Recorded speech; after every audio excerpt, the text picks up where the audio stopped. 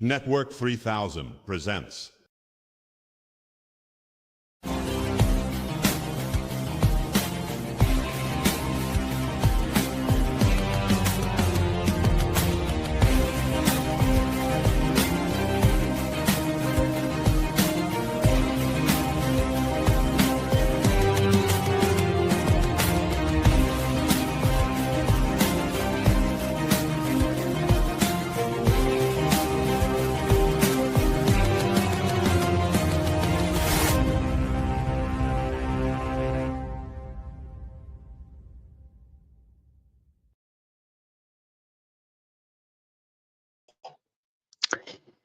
Hello everyone, I am David here and welcome to the Super Bowl edition of the 3000 Hangouts. So tonight we are going to be talking about the upcoming big game for Super Bowl 60, and it feels great, like the old days, to be back here at the Super Bowl as a Patriots fan myself.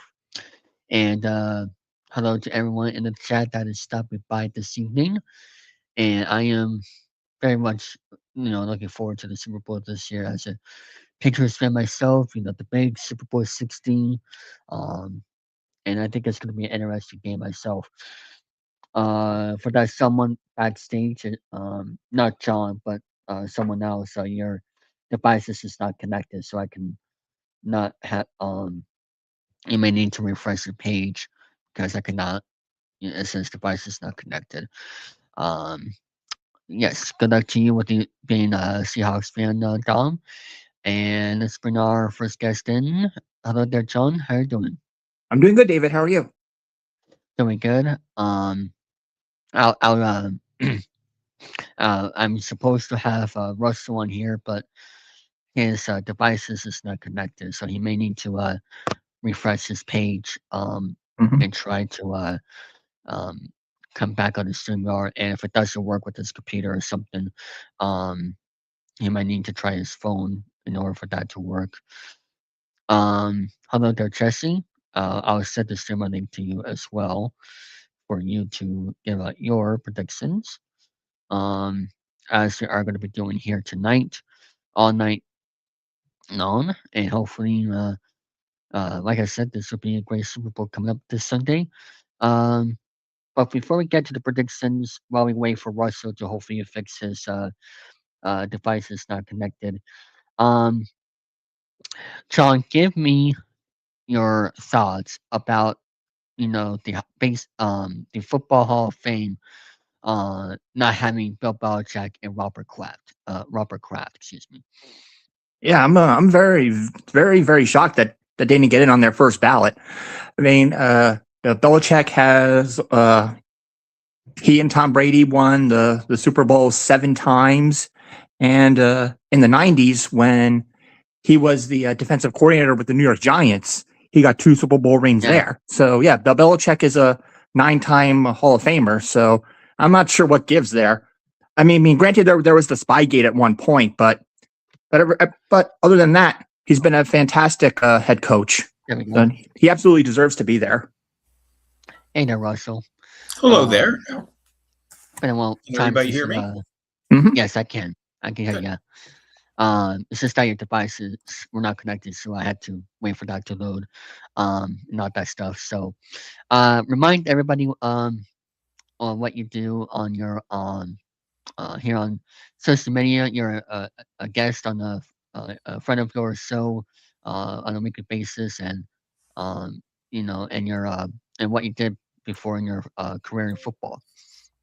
Before you talk about Well, more I about was a writer for a publication called College and Pro Football News Weekly that led me to ESPN, which I spent 22 years there as the main researcher for the NFL. Most notably, a little Mhm. show you may have heard of called NFL Primetime with Chris Berman and Tom Jackson. I did their research for 17 years. Still close friends. Did a little stint at CBS with Thursday Night Football. Pretty Yeah. much 25 years in television right now. Still waiting for an NFL Spin Zone. And about a year ago, joined forces with On SI, which is not Okay. Sports Illustrated, but it's called On SI.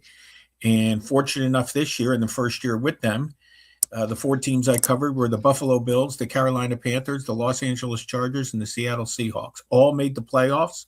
I had nothing to do with that, but we're still writing about all 4 teams, and obviously very busy getting ready for Super Bowl 60.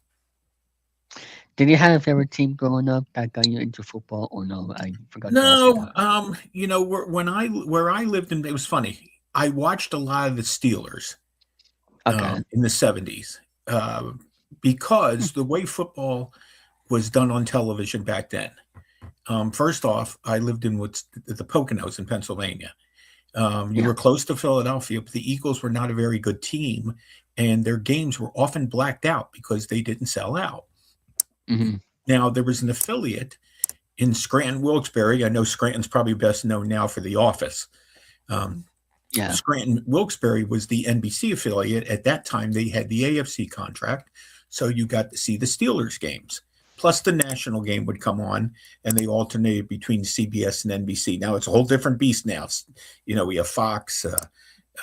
We have Monday Night Football. Monday Night Football was only a few years old when I first started watching it. So on ESPN now. Yeah, I saw a lot of the Steelers because they had just had the Immaculate Reception in 1972, and the Scranton Wilkes-Barre, because that was the closest team for them NBC wise in terms of Pennsylvania. They showed a lot of their games. Their games did sell out, but it didn't really matter where I was. I wasn't in Pittsburgh. I was like 4 hours away. Then, of course, the Steelers became very, very good. They became a dynasty in the 70s. The Eagles then got good with Dick Vermeil in the late 70s, so their games started selling out.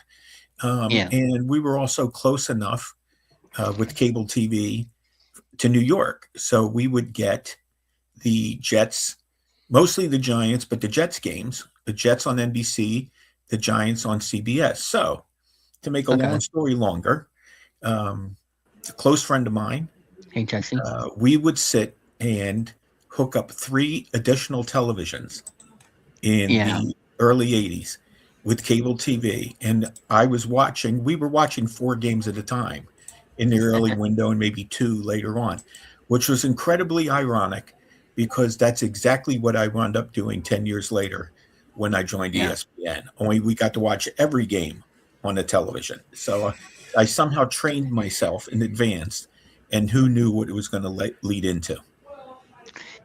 Especially now with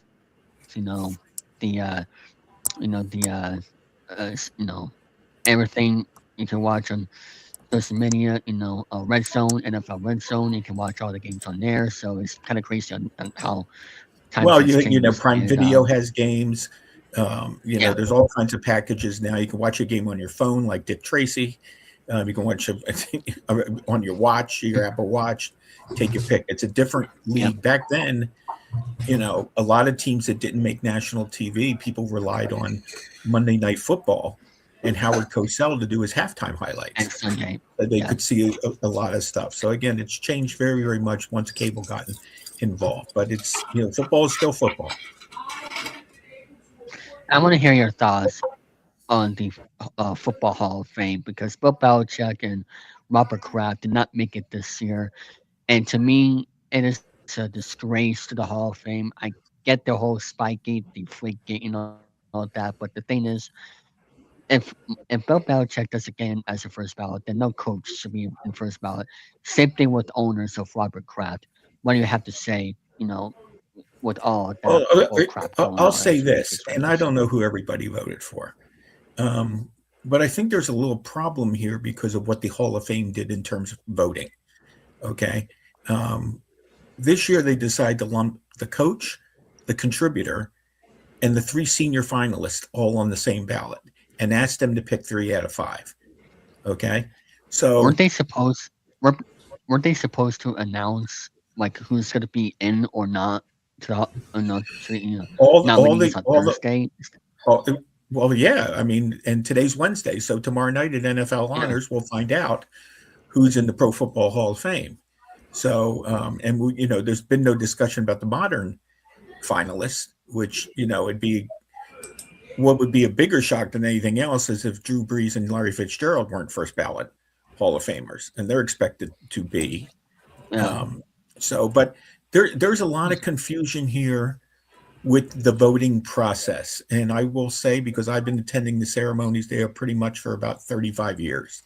I go out every year. In fact, out last year, a good friend of mine who I worked with at ESPN, in fact, two good friends that I worked with at ESPN, Eric Allen and Sterling Sharp, both got enshrined last year.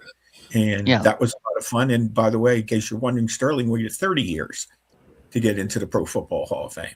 Jerry Kramer waited 40 years to get in. So I think this had as much to do. Now, I'm not saying that there weren't some people who were bothered by what happened with Spygate. I throw out Spygate because that's a whole totally different thing. But I can understand where some people had trepidations. By the way, Robert Kraft has been up for many years for the Hall of Fame ballot. He just finally became. I thought it was his second, first or second, right? He finally became a finalist because of the new system. Oh, okay. So this is not Robert Kraft's first go round. It's Belichick's first go round because he's now no longer coaching in the NFL. Anyway, be it whether people voted or not, with their heads, their hearts, the whole thing has been a sham in the sense that the confusion of coming out and talking about your vote and not understanding the new system, which I don't know why they changed it in the first place. I think the Pro Football Hall of Fame, and let me make one thing perfectly clear. The people out there with the tinfoil hats blaming this on Roger Goodell and the National Football League, the NFL does not run the Pro Football Hall of Fame. Okay? It's not the NFL Hall of Fame. It's the Pro Football Hall of Fame. Okay? That's why for years and years and years, the Pro Football Hall of Fame recognized records from the All-American Football Conference and other professional leagues that the NFL didn't. The NFL finally decided, if you go to the new record and fact book, you will see updated stats in terms of championships and the acknowledgement of the AAFC and all that. That wasn't the case for years and years. They acknowledged the AFL, but that was part of the merger agreement in late 60s, 1970s, and so on. So some people are blaming this. Some people will say the whole Pro Football Hall of Fame is a disgrace. I can't buy that. I'm sure there are some pretty reputable guys, and I know a few of the voters that do the right thing, and I'm sure there are other people who may not have done the right thing. The unfortunate thing is it's going to cast a shadow tomorrow night during the NFL honor ceremonies, because that's what commentators, unfortunately, are going to be talking about. Yeah, they're also, people are also thinking that they're doing this just for attention to spice up the week, going into the Super Bowl. With the Patriots also playing, in the Super Bowl as well. Well, listen, they've had more than an opportunity to spice up with the Patriots. This is their 12th trip to the Super Bowl. Okay? Yeah. The second most on the list is 8. Mm-hmm. All right? So if you haven't spiced it up for the Patriots now, then I don't know what you're trying to do. But I kind of find that hard to believe because, this is a new regime. It's a great story.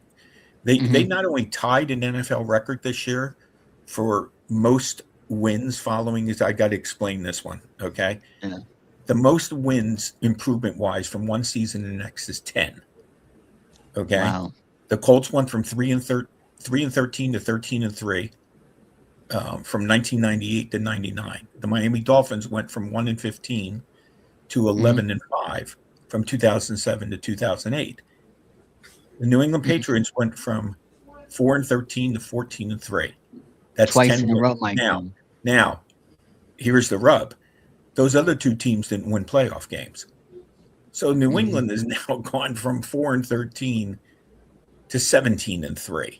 They also had that same record, 4-13, twice in 2 years in a row, Mike, under different coaches. Belichick and then now we're here in the Super Bowl after that, rebuild, if you will. Well, listen, it's a solid organization. Organization is what wins these things. Okay. And I love our new coach. Bad organizations don't win these things. Yeah, and I love our coach, Mike Vrabel. I absolutely love him as a new coach. And do you think that, honestly, the people are saying, I'm going to ask John and Jesse about this here too, but with, people are saying, "Oh, the Patriots got lucky," with their weak playoff schedule, their weak regular schedule.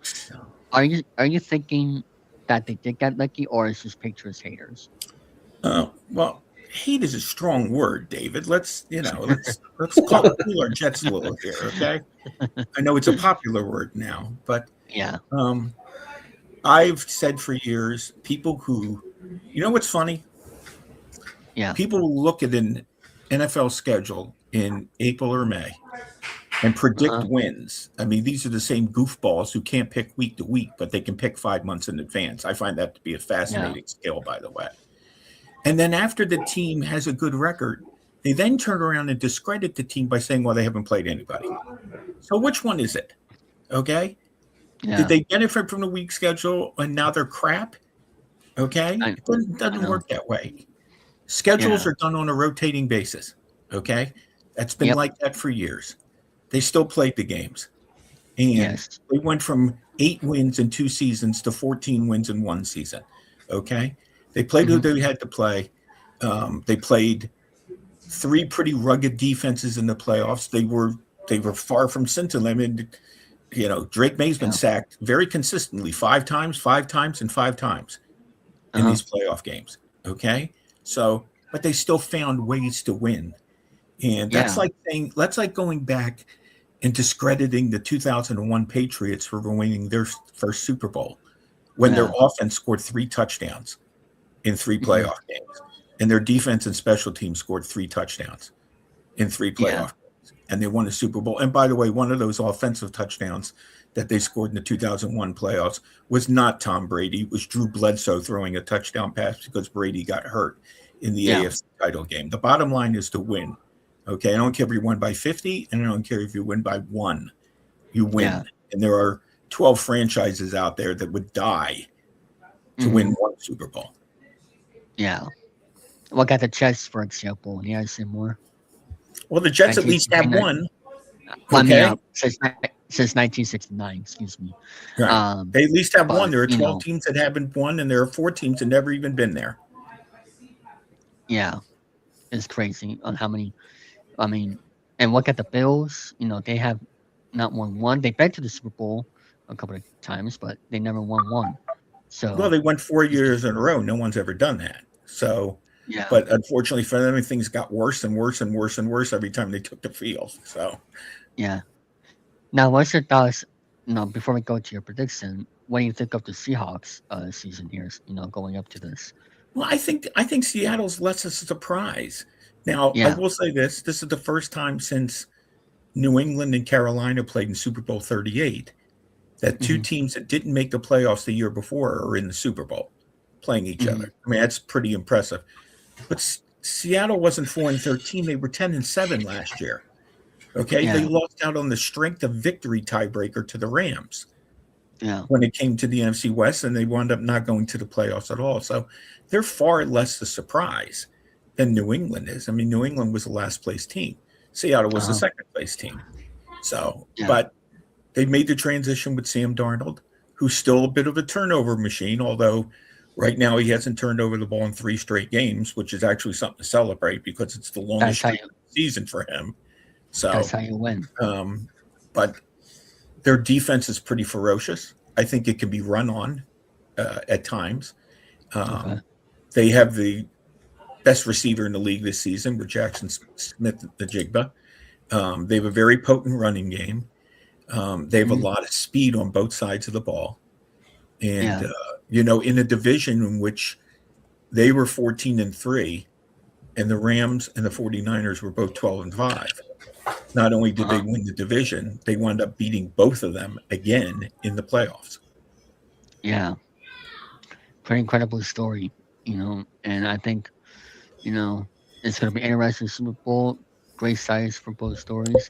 Um, is there a player, other than the quarterbacks, is there a player that a team needs to be looked out for on each side that catches your eye? Well, Like a I threat think the team? obvious for, well, I mean, but against, are you talking offense, defense, or just any player at And all? I mean, Jackson Any Smith-Njigba any picked up where he left off in the regular season. He was dynamite against the Rams. uh You any know, any player other than the quarterback, that's a well, threat. Jackson Smith-Njigba would fit that criteria. It's safe to say. I think the player you got to watch for on New England offensively is Travion Henderson, who has shown that home run ability. And like I said, the Rams were able to run the ball a little on the Seahawks in the NFC Championship game. Not, overly substantial, but enough that they were able to keep the Seahawks defense off balance. That's a good Seattle defense. That's a team that gave up the fewest points in the league. And the Rams put it on them a couple of times. Ironically, they scored 37 in one game and 27 in the other game and lost both of them in Seattle. So that should tell you something about the Rams defense, but that's a different story. So I think those both guys have home run ability. And I think they certainly bear watching. But I have like a sneaky stat regarding a Seattle Seahawk player named Cooper Kupp. Now, you may remember Cooper Kupp from the Rams Super Bowl 4 years ago when he was the MVP. Here's one for your factoid files. There have been 6 players to win Super Bowl MVP twice, at least twice. Tom Brady's won it 5 times. Mahomes and Joe Montana 3 times. Bradshaw, Bart Starr, Eli Manning twice. Cooper Kupp could become the 7th player to win Super Bowl MVP twice. That's pretty impressive. Yeah. But he would be the first non-quarterback to do it. Mm-hmm. Great point. So I get lucky sometimes. yeah. But anyway, before we let you go, because I know you have a busy schedule tonight, who is gonna what's your prediction for who's you think is gonna win? All right, I'm gonna have a little fun with my prediction because I am picking Seattle to win. I think Seattle will win. I think they're the more balanced team on both sides. But I'm going to give you a scenario that's going to sound very, very familiar on how they're going to win. Okay, Seattle will be nursing a 19-17 lead late in the game, and here are the Patriots on the 1-yard line. Now they kick a field goal, maybe, or just run it in, but they decide not to run it in from the 1-yard line. And Drake May throws a pick to Devin Witherspoon, who runs 100 yards. And does that sound familiar? A pick in the end zone in the Super Bowl involving the Seahawks and the Patriots. Devin Witherspoon does a 100-yard pick six, Seattle 26, Patriots 17. All right. Yeah, there's a little tongue-in-cheek in there, but why not, right? Stranger things have happened. I'm still trying to figure out why Marshawn Lynch wasn't given the football in that game. I know. But that's a pretty good interest prediction there on your standpoint. And you think it's going to win, which is, I think it's going to be interesting to see if you are correct or not. So thank you very much for joining here with us tonight, and we'll hope to have you back here again soon. You got it. And Jess and John, I appreciate your patience. You had to listen to me babble for 10 minutes. So all good. That was very interesting stuff. Well, I'm old-er. Let's just leave it at that. Okay. He's a Giants fan and he's a Cowboys fan, by the way. So. Oh, okay. All right. Yeah. Well, I used to work with a couple of Cowboys. Michael Irvin and Emmitt Smith were at ESPN for a few years. Nate Newton was there for a little bit. Yeah, as well. I grew up watching those guys play, man, in the 90s. Michael is a blast. I worked for him a couple of years. I see him in Canton almost every year and stuff. We laugh about the fact that the year that he went in, which was 2007, was one of the few years I was not able to attend the ceremonies because, lo and behold, my wife and I were having a child. So I thought that might be a little more important. But now I talk to Michael on occasion and stuff, and we reminisce about kids and grandkids and all that stuff. Great guy. Okay, will you guys enjoy your evening? I got to get back to the grindstone here, and thanks for having me on, David. Yeah, you're welcome anytime. Take care. All right, you too. Have a good night, and John, I know you have a well, you still have plenty of time until 10 o'clock to go on a post or so. But what's your thoughts about who you think is going to win this year's Super Bowl? Yeah, I think this one is going to be a pretty close game. This one could really go either way. Yeah, Patriots have had a fantastic run. The Seahawks are doing very well. I think, right now, I think as it stands right now, the Seahawks have the number one offense and the number one defense. But the Patriots are having an amazing start to their playoff run. Yeah, Drake May could be a possible candidate for MVP. Jack Smith-Njigba, got a lot of MVP candidates here. I think this game's going to go back and forth. I think the Patriots are going to score first. They're going to get the early lead. But I think that the Seahawks are going to answer right back. We're going to get a couple of passing touchdowns on both sides. I think it's going to come down to the final drive. I think that the Seahawks are going to be trailing maybe the last minute and a half of the game or so. And I think they're going to get a game-winning touchdown. I have the Seattle Seahawks winning this Super Bowl. I'm going to go 31-24 with Jackson Smith-Njigba getting the Super Bowl MVP. Okay. And by the way, we have some breaking news, not football related, but Jesse Faber Valdez is now going to Detroit. Well, that's good. He was a cancer in that locker room. Anyway, After so, what happened when he threw the ball at the catcher. catcher. Yeah, I was like, yeah, he's got to go. Yeah. Sorry about that. John, back to you were saying. I have my final score is going to be 31-24 in favor of the Seahawks with Jack Smith-Njigba getting the MVP. All right. Geez, so many people are picking the Seahawks over the Patriots. Like everywhere I go, everywhere I see on Radio Row in California, everybody's. Yeah, it's understandable because right now the Seahawks have the number one offense and the number one defense. Yeah, it's going to be, but I think it's going to be very close though. Because I wouldn't be shocked if the Patriots won, and honestly, wouldn't surprise me. They're a very strong team. They finally have a competent coach. And Robert Kraft is finally doing something right. He's finally paying attention. They got good players. They got a nice core all around. But I just think that the Seahawks are the more complete team right now. All right, Jesse, your thoughts? Well, for me, I'm gonna go for the Patriots because the Patriots are what the San Antonio Spurs are. They are a model franchise. For many years, that Patriots team was consistently in the off season or in the postseason, and they only missed one. And all the times during the Brady era, they only missed once, and that was because Tom Brady tore his ACL. And I think the Patriots went 10-6, but missed the playoffs on a technicality. But I think the Patriots. I think it's gonna be a dogfight. It's gonna be. It's going to be a smash mouth football. I think it's going to be a low scoring game. But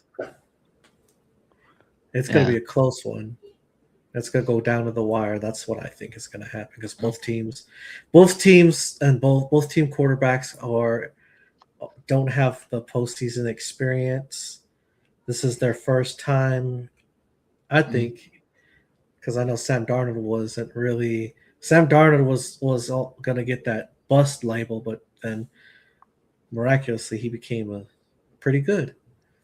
And Drake May is this is his second year, so I'm looking forward to the Super Bowl. Yes, he did not. This was his first year starting the season, so yeah. And I think their coach, Mike Vrabel, really turned things around, and I'm very thankful for that.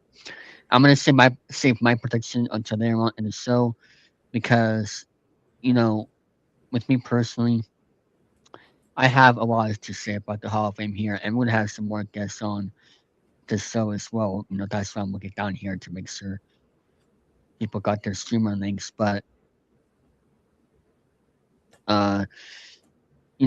it's already a diagnostic saying that this is what the Hall of Fame has, come to regarding, you know, these type of things and what happened this week with, um, Bill Belichick and Robert Kraft. Tara Calvert, you can suck a cactus. Um, anyway, um, go. Sorry. The only thing I'll give the Seahawks is that they have my favorite color green. So if they end up winning the Super Bowl, at least I could say a green team won. But um, and the Cowboys does not count because they're blue. Okay, and I know the Patriots are blue too, but they're my home team. There's a difference. Yeah, David's And wearing they're my the old school logo with the during the Grogan era. That's correct. The best merch in the game. Hey there, Brandon. Hey guys. The Bears fan himself, and I was surprised that you were rooting for the Patriots. With their latest Facebook post. Is that your second favorite team, or They're my am I- AFC team, yeah. Okay. Well, how does it feel to be back in the old days? It feels great, especially with the Chiefs missing the playoffs. And I don't think this is a 1-year type of thing. I think this team is built to stay for years to come. Drake May is a franchise quarterback. We got a tremendous defense. He's got great receivers. Drake has great receivers to throw to. Hunter Henry's very good at tight end. Our offensive line could use a little help, but yeah, I think once Will Campbell, he's going to be fully healthy next season. We'll see how he does in the Super Bowl, but yeah, I think the Patriots have such a bright future, and Mike Vrabel's a wonderful coach. Well, what I was there. David wasn't around during the Drew Bledsoe era. I watched Drew Bledsoe's dream. I watched Drew Bledsoe's dream become a nightmare when Brett Favre and the Packers rolled in on the Super Bowl, and then the Broncos made Brett Favre cry the next year. I was 2 weeks old when Super Bowl 31 happened. Well, as for me, my first Super Bowl I remember watching was the Seahawks one. So, I got to what how I got into football was the Super Bowls. Because I never really was a football guy during the regular season, but it was a big thing. And just me watching the Super Bowls. That was my thing on how I got into football, and I'm just blessed that I've witnessed so many championships. And I'll admit it right now: if we don't win the Super Bowl this year, I'll be, yes, disappointed because I'm gonna have to hear all the media, of what they have to say with the Patriots, and the backlash and everything else. But I will not be.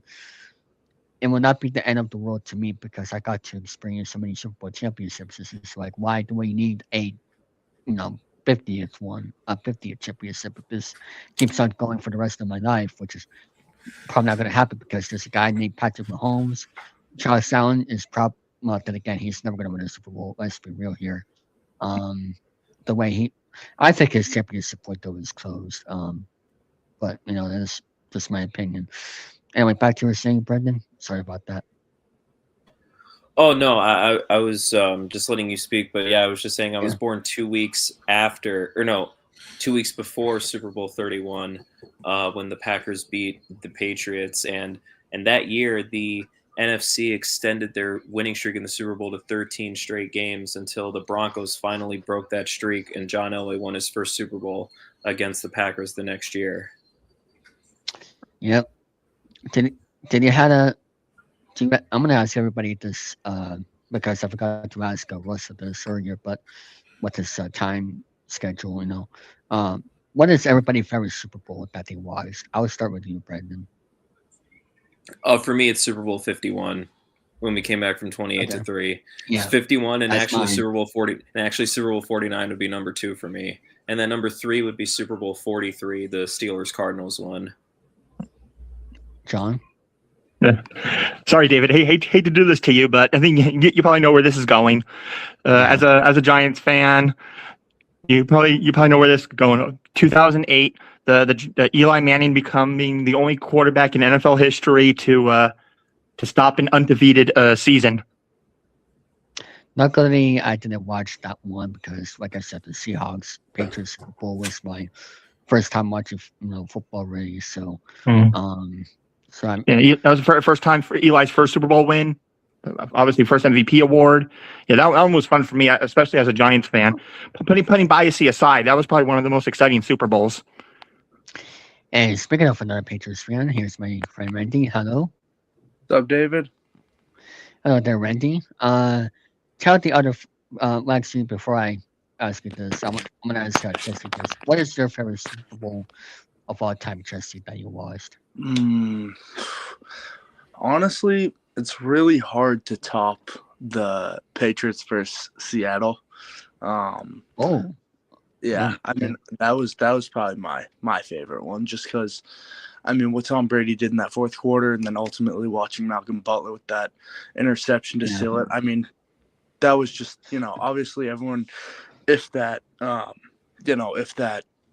interception doesn't happen, nobody's talking about Tom Brady's fourth quarter and his comeback. But I think that solidified, not that Tom Brady wasn't the GOAT already, but that comeback was impressive in itself. And then Butler sealing the deal, I think that was just the icing on the cake, really. Yeah, and that's what started the second dynasty for the Patriots, because they're going to win in 10 years for a Super Bowl. So, Jesse, what is your favorite Super Bowl that you watched? The first one I ever watched was the one between Your favorite one. My favorite one would have to be the first Super Bowl with the Dallas Cowboys, where they whooped Buffalo's ass. I mean, they gave them they took Jim Kelly out of the game, and they just blew them out of the water. Then the second one was with the Rams and Titans. Yeah. And then I know. And then the one where Brady stopped the greatest show on turf. Yep. And Adam Vinatieri kicked that field goal and sealed the deal. Yeah. So Randy, tell the people here what you do as for content creation that you do on your Instagram. Yeah, so I do a lot. I mean, if you guys haven't seen me, I'm all over the place in Boston. I do a lot of like street interviews and stuff like that, like talking to fans. I've done interviews with Roman Anthony, with Pop Douglas, and now I'm pretty big getting into. I do a lot of MMA stuff, so I go to a lot of like events and stuff like that and talk to fighters. But yeah, I'm all around the city. I interviewed Drew Carter. That was pretty cool. That's cool. Yeah, it's kind of what I've been doing the last couple of years now. It's a good time. Yeah, and me and Randy talked about maybe doing some projects this year, hopefully when the time is right, and all that good stuff. So a little sneak preview, but we'll talk about that when the time is right, right, Randy? Yeah, so for sure. I'm excited for the stock season. They made some good additions. Yeah, they just got I don't know how I feel. Leffa.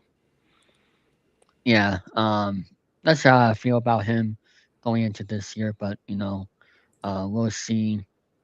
We'll see what happens. With him going. I mean, I hope he's doing okay because of the backlash with the World Series. That should have been his fault. That was the refs, but still. Anyway. Renty, what is your thoughts on the did I give your prediction? Did you give me your prediction, Brendan? I just want to make sure. For the game on Sunday? Yeah.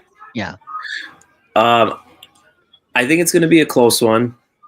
I think neither team's going to be able to run the ball on either side. I think that the Patriots are going to make the Seahawks beat them throwing the ball.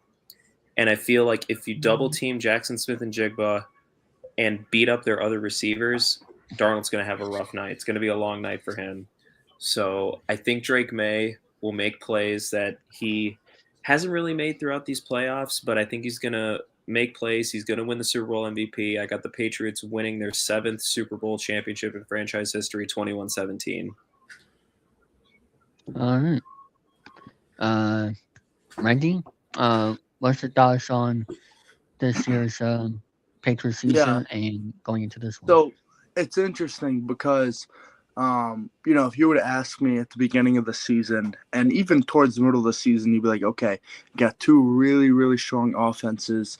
Obviously you got Seahawks who can run the shit out of the ball with not Charbonnet anymore, but Charbonnet at the time, Kenneth Walker. And then, they had arguably the best receiver in the game in Jackson Smith and Jigba. Then that defense, obviously, probably number one in the NFL. And then the Patriots with Drake May and what they were doing on offense. I mean, you had some dark horse breakouts with, Kayshon Boutte. And I mean, we know what Diggs was years ago. And I think we began to see what he, him come back into that form this season with the Pats. But unlike, I feel like a lot of these ESPN analysts, I actually do kind of see it being a lower scoring game. I want to say maybe Patriots 17, Seahawks 13, something along those lines. Okay. I think one big factor that I don't know if you guys talked about this before is Drake May's legs. I think that is going to be huge because I know Darnold's mobile, but I mean he's not Drake May on his feet, right? Like he's not going to go and scramble for 30 yards if he has to. That's just not Sam Darnold. And I think that's where a lot of these guys, the media doesn't really talk too much with the Super Bowl, especially with the pass rush of Seattle, might force Drake out of the pocket. I think we're going to see him run again. Much like Brendan said, I don't think we're going to be able to run the ball very much because of that pass rush and just the D-line of Seattle. So I think we'll see Drake run a good amount. But I will go out on a limb here and say I think we'll see at least – well, my prediction 17-13, I think we'll see Drake May pass for 2 touchdowns. But I wouldn't be surprised if they're within the 10 yards of the end zone. Like I don't see him hucking a 40-yard bomb.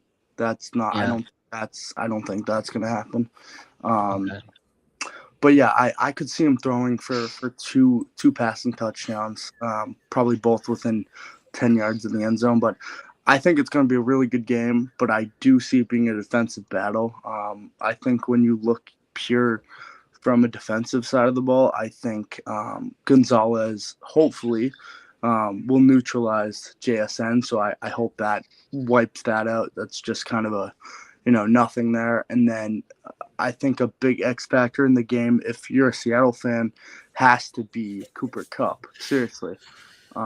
Because that's what Russell was talking about earlier as well. Well, because if JSN, I mean, who knows? Maybe Gonzalez has a bad game, whatever. But, if you take out JSN, right, like I think some of these other guys, and when you have a veteran and a Super Bowl MVP and Cooper Kupp on your team, we know he's older now, 32. But, you get some of these vets, Rashid Shaheed, I mean, some of the tight ends are solid, AJ Barner, Jake Bobo. But, I mean, really, when you take away JSN, if they can do that, I think a big factor for Seattle, if they want a chance in this game, is they're going to have to get Cooper Kupp involved. And we'll see. I mean, we have other great backs and DBs, Marcus Jones and Alex Austin and some of those other guys. So we'll see. We'll see what happens, but I do think it'll be a defensive battle. We have another Patriots fan here, Emily. Welcome aboard. We don't have Hi. I don't really recall being if only Dominic could get StreamYard on his phone. There's a StreamYard app. He's the only Seahawks fan I personally know in our community because I couldn't really, it's mostly Patriots and all that. But if Dominic, if you want to join, I could put the streamer link in the live chat and you could give us your Seahawks take because you're the only Seahawks fan I personally know. Unless if anybody else knows the Seahawks fan, let me know and I can have them on. Hey Sword. Okay, I'll ask him if he wanted to join. But anyway, Randy, while I do that, please, I mean, I'm gonna ask Emily this too, but the the Football Hall of Fame, what happened? Like seriously, like what's your thoughts Ugh. about all this Oh drama? my gosh. Well, um, in my opinion, they just lost their credibility as an organization. Well, not the Hall of Fame, the writers who Yeah, select the selection committee.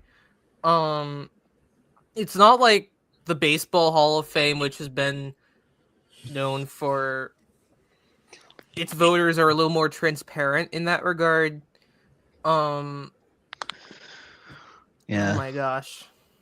I mean, it's terrible that they didn't let Bill Belichick get out the first ballot, and now Robert Kraft not in the Hall of Fame as the owner or the Patriots. Like, I mean, they're just.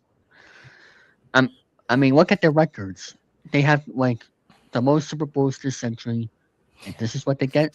No, I'm going to be completely honest and just say that maybe their reputation as of late, their reputation, Belichick and Kraft as of late, may have influenced that. But just separate the art from the artist here. Like, it's the Yeah, Football Hall of Fame. Just yeah, I know. just focus on what these guys have accomplished in football. Anything Yeah. off the field, just Except shove that away. steroids. Except steroids, that's Yeah, that's really steroids are different because yeah, PEDs. Yeah. That's different. But still, even though Barry Bonds, I would have still liked to see him in the Hall of Fame because he has the most home runs, Yeah. in baseball. But still, that's just my opinion. But Yeah. Randy, are you still there? I don't know if Randy is still there because I wanted to hear his thoughts on. Are you still there, Randy? No, I'm here. I'm here, sir. Okay. Um, Give us your thoughts on what the drama has been happening with the Football Hall of honestly, Fame. I'm gonna just keep it short and simple. I mean, when you look at most wins of all time, like, there's just no. I mean, if Bill Belichick isn't a first ballot Hall of Famer, like, honestly, just eliminate the coach's Hall of Fame. Seriously, Yeah. it's just a joke. Seriously, like, it's just. I mean, it's an embarrassment. Like, when you look up at all these great coaches, and Mhm. and then you look at Bill Belichick, it's like, what has he not done that those guys have? Literally nothing. Yeah. Everything those other guys have done, he has done, and if not better. So, Yeah. just a joke, seriously. That's really all I have to say. A 20-year dynasty, mind you. Just a joke. If I'm Bill Belichick, if the Hall of Fame if I'm Bill Belichick and I get a call from the Hall of Fame, I'm just gonna leave it unread. In fact, you know what? I'm gonna block them. That's what I would do. Yeah. If they try to force my name and likeness into there, I am going to sue the shit out of them, because if this is what they would do, it's like literally same age as. I think 2 years older than me, Tyler. I'm Yeah. 22 years old. I I'm mean, 22 years old. she could pass for me, but like, I digress. Yeah, and well, hey, Tyler, you're at Cancun right now because the Ravens didn't get in. Get your butt in here. Yeah, thank you, Chelsea, for that follow. So Next flight to Cancun. that's where Tyler is right now. That's why he doesn't want to get on the stream because his team lost. But anyway, so I'm gonna ask the Patriots fans here first. I'm gonna start with Brandon because even though he is a Bears fan, his AFC team is the Patriots. Brandon, I want to ask you this first. When you saw, as a Patriots fan yourself, when you saw Bill Belichick didn't get in, Robert Kraft didn't get in, what was your immediate reaction? abolish the Hall of Fame, because I mean, if the greatest coach in the history of football and the greatest owner in the history of football are not first ballot Hall of Famers, then who is? And it makes me worry about Tom Brady when he's eventually eligible to get into. It's a joke. Deep down, do I think Bill Belichick himself even gives a crap about any of this? No, but all of us Patriot fans do, and we acknowledge that they are both indeed first ballot Hall of Famers, and these writers messed up, and it is what it is. They need to do something to change the voting structure and what have you. Get people who actually know about football. It's a joke. It's a flat out joke, and we all know it. Randy, your response to my question when you heard the news about all of that, what was your immediate reaction? I mean, yeah, just like Brandon said, it's like, I mean, kind of what I was saying. I mean, my initial reaction, honestly, I think I put this news, and you guys, some of you guys can laugh at this, but I put this type of news at the same level of news when I saw it, like on my ESPN and on my news break and all this stuff, as when I got the Luka Doncic trade to the Lakers. I was like, no, this can't happen. Like, there's no way this happened, right? Like, this is a joke. Yeah.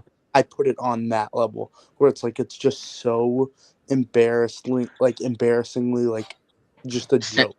It's Same like, thing with Kyle Tucker to the Dodgers, you know. yeah, I couldn't believe it. I'm like, no, there's just no way. Like, this is just impossible, you know. So Yeah. that's where I'm at with it right now. And I mean, I think like one of your friends said, it's like, if I were him, like, I wouldn't even pick up the phone even from a second ballot. Like, it doesn't matter. Like, I don't care. Yeah. Screw that. No. Yeah. And also, like, he wouldn't care also because he is the part owner of the Raiders. So, you know, like, if that's happening to them, why would I care? You know? It's just a joke, really. Emily, your turn. Like, what was your immediate reaction? To what? Belichick and Kraft not getting in. Oh yeah, no. Like I said before, it's BS. Like, Yeah. I know, I know somebody mentioned cheating, but like, Tyler. yeah. And part of it with, like I said, you have to separate the art from the artist here. Yeah. Belichick dating someone who's my age, or just about my age. 22 for the record. Well, she's 24, so. Yeah, close enough. But Kraft being named in, was he named in explicitly in that? I don't think so, but being adjacent in the whole, what was some sort of scandal with the spa, Spygate and Flategate. Yeah, some of those scandals, like, Spygate. yeah, if that's really what they're using to not let them into the Hall of Fame, yeah, I don't know. I mean, but Bob Belichick was exonerated from that. While he was a central figure in the media storm, the report exonerated him, stating that there was no evidence he or the coaching staff were involved or aware of the ball tampering. Yeah, no, that's the thing. Yeah. Like, I mean, I watched a video of an MIT professor basically debunking Deflategate, and I mean, how are you, like, Garrett Blunt got so many carries in that game? Like, how are you gonna prove that it helped Brady with passing when it was a run-heavy scheme that game? Yeah. I'm gonna ask the other two guys here, as football fans, what was your immediate reaction, John, when you heard they will not be going in? Yeah, totally threw me off guard. Yeah, no one saw that coming. Yeah, I mean, despite Belichick's like controversies and stuff like that, he absolutely deserves it. And like I said before, 7-time Super Bowl winner with the Patriots, 2-time Super Bowl winner with the New York Giants as a defensive coordinator. Yeah, I mean, if anything, they got to change the structure a little bit. I think there should be a separate category, like put players in one category, have a Hall of Fame strictly for that, and then on the other side, have a Hall of Fame strictly for coaches. Make it a separate thing, so that way, And owners. that way everybody gets like a fair share of the votes. You'll probably get more votes that way in the long run. It'll probably be more fair for everybody. I think it's kind of a bit unfair to compare to put players, coaches, owners all in one category. The voting seems to kind of be skewed. Yeah. I also mentioned Jerry Jones is in the Hall of Fame. hmm Yeah, that is weird, and he's still working, which is kind of strange.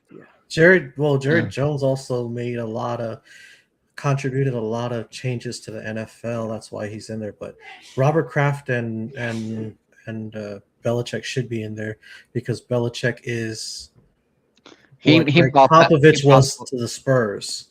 You know, Yeah. Greg Popovich and Bill Belichick are the model coaches. Yeah.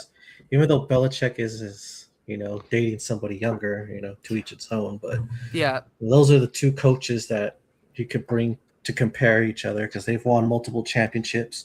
The Spurs were a model franchise. A lot of teams were copying off them Yeah. for the longest time.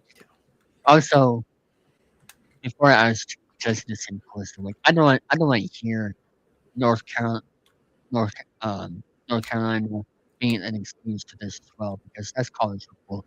That's totally different. And plus, this is his first year being part of that college, so that's all I'm just saying there. But anyway, Jesse, your immediate reaction when you heard the news for I think it's stupid. Like, even I have gripes with the NFL because, like, there's players from the Dallas Cowboys, not just the triplets, that should be in the Hall of Fame as well because they won the same amount of rings.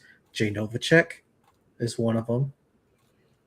And Daryl Moose Johnston was a part of the reason why that Dallas offense was such a great because Moose Johnston would block and make way for Emmitt Smith to make all those plays. And, I feel like it was a bias. It had to be some kind of bias towards that. Yeah. It's stupid. Biased. It is biased. I 100% agree with you. And Emily, what is your prediction for Super Bowl 60? You know what? I don't know. The Patriots are the underdogs. But I gotta say, They are. this entire postseason run, I've been cautiously optimistic. Like, just take it one game at a time, and people doubted us. Like, I think you remember in 2018, I think after the Chargers divisional game, Tom Brady said something like, "Yeah, they think we suck." It's like, well, hello Super Bowl. But cautiously optimistic is how I'm gonna take it. No, these defenses are both really good. And everything about the whole Patriots easy schedule stuff. It's like, well, they just faced some of the top 10 defenses in the league 3 games in a row and beat all 3 of them. So we'll see what this test has for us. The offense, I'm going to give a slight edge to the Patriots here. I know Seattle has the more flashy weapons, JSN, K9, and Cooper Kupp. But, I mean, the Patriots, they have Josh McDaniels. And I know you can say all you want about Josh McDaniels and... what was it? Yeah. I was just really frustrated with them, with how he called plays for Mac Jones early in his career. But I digress. That's a whole separate story on its own. But I really like the Patriots coaching here. And honestly, if I were to choose, I would probably go with the Patriots by a little bit. Now, Seattle's defense is pretty scary. They call themselves the Dark Side, and yeah, here That's we go. We hilarious. have the Dark Side versus the First Order here. So we'll see. Dark But Side. I think there are one two. key battle to watch: Gonzo versus JSN, and of course the trenches. I want to say Seattle's D line can probably overpower the New England O line, but Drake May can. He's mobile enough. I think he can overcome that. But he's taken a lot of sacks. But even then, I'm sure he has learned a lot in the second year. Starting. Yeah. I feel like Oh, this is. happened everything. I feel Sorry, like go on. we're due for a Darnold seeing ghosts again story. And the Patriots are wearing all white. Yeah, Have they won the Super Bowl in those before? In I guess I white? thought they did. Yeah. They have not won a Super Bowl in these new color rush uniforms. All of their wins were in the dynasty colors. Okay. Yeah, 85 they wore red. Trying to think, 96 I think they wore white in green against Green Bay.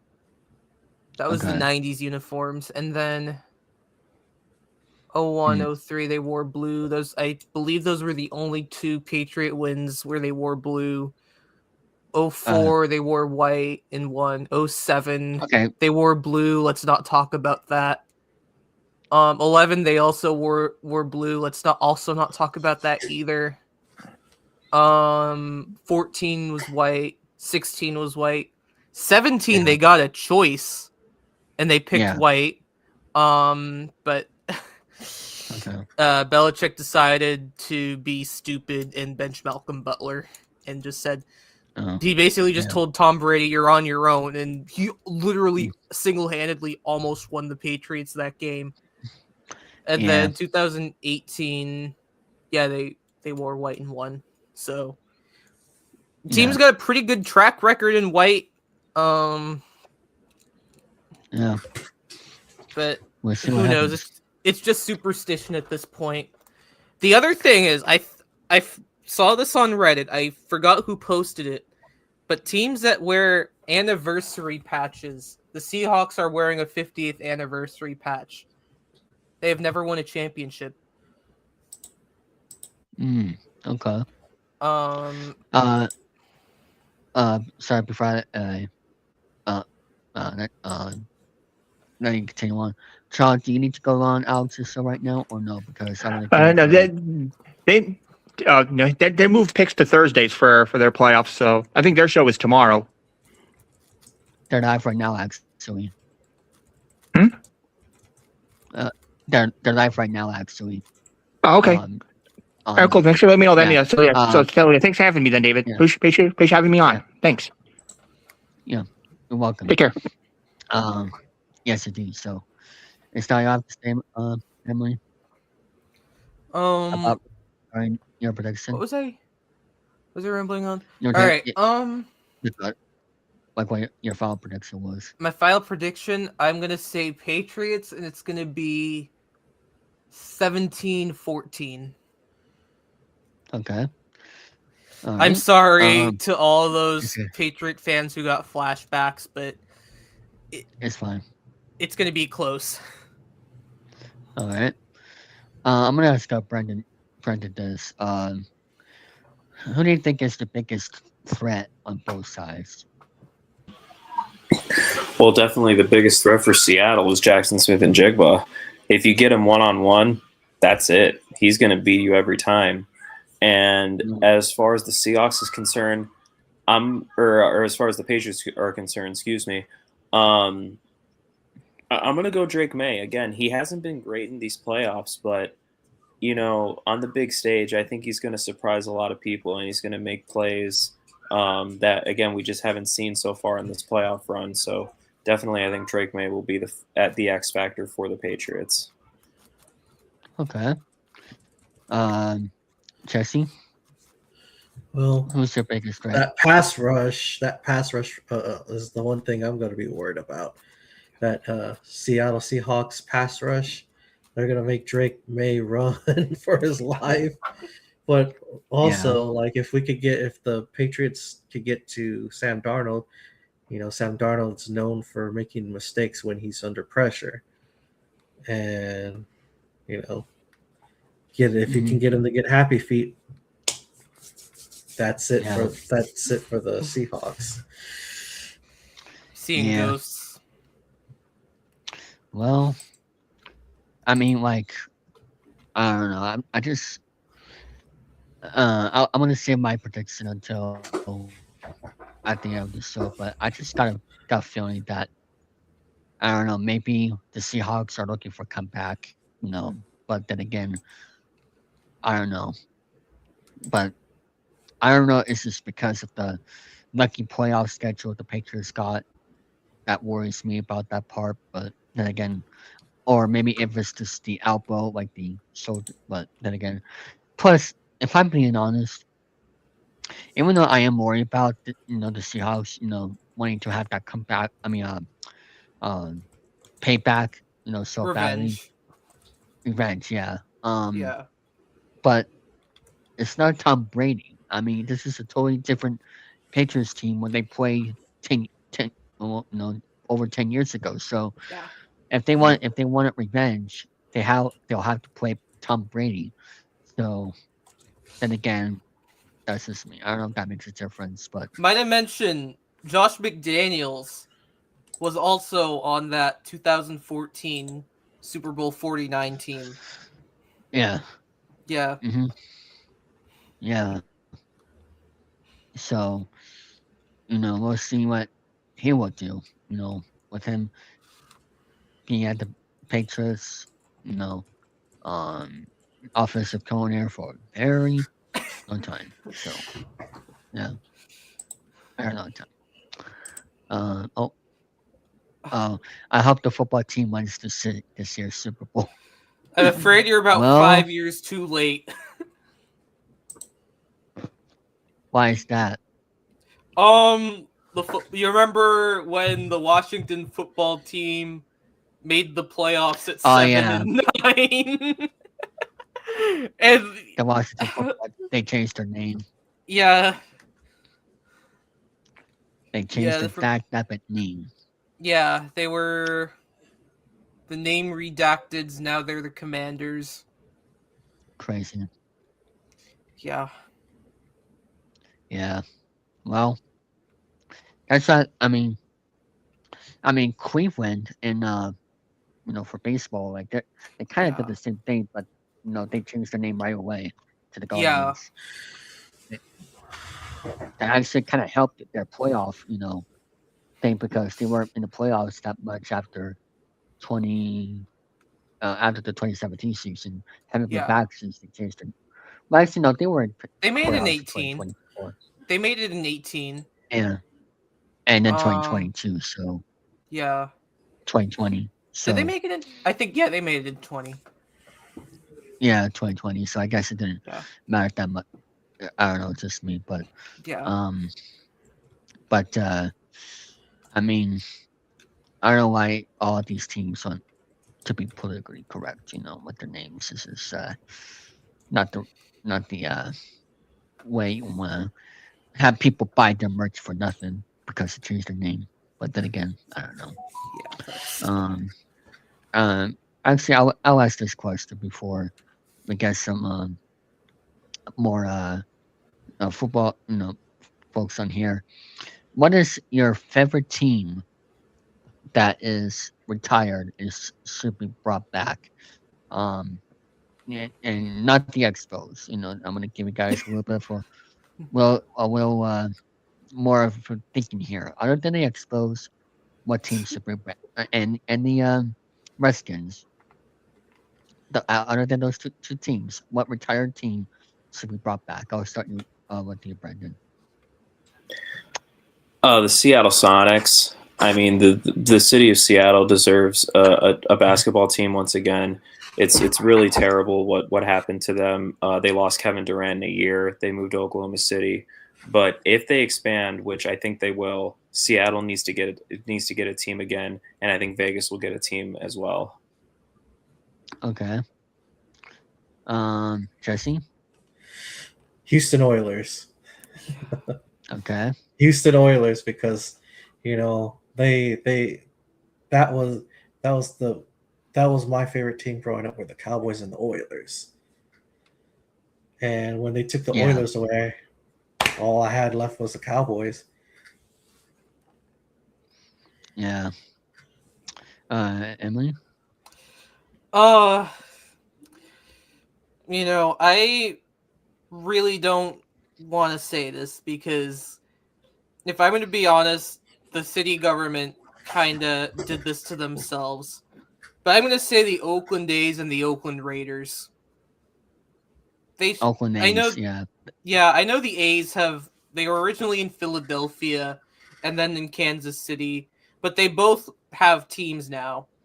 I mean, they were competing with the Phillies. They were in the NL and the A's were in the AL. The early part of the 20th century, and Connie Mack was their longtime manager, and then they moved to KC, and then they abandoned KC. They didn't have a team, and then the Royals came in as an expansion team. Yeah. And then the Raiders, they were kind of flip-flopping between... Yeah, they started in Oakland. They moved to LA in the 80s. They went back to Oakland, and now they're in Vegas. Okay. Yeah. I mean, they've pretty much always been a West Coast team, but if I'm going to say the same thing about the Chargers, I mean, technically the Chargers did start in LA. They only played one season before they moved to San Diego, way back in the old AFL days. Yeah. Oh, Jesse, look at this. You have the Houston Gamblers in the UFL. It's not the same thing as the NFL. I mean, I trying hard to be a Houston Texans fan, but it's just not the same.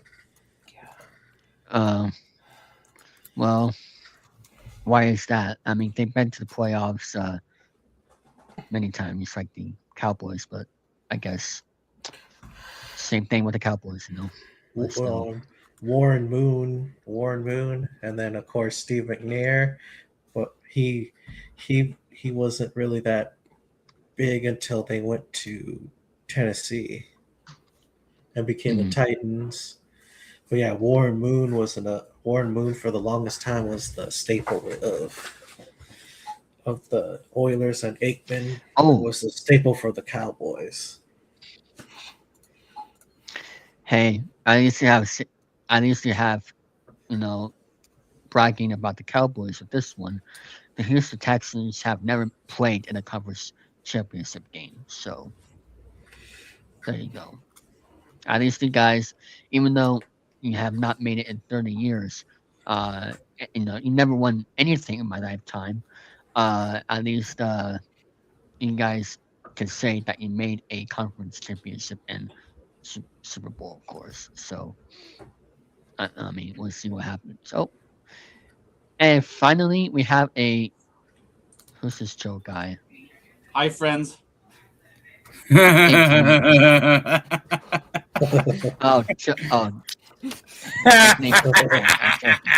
you guys. I don't have my camera on. I'm kind of packing for a little event that I'm going to this weekend.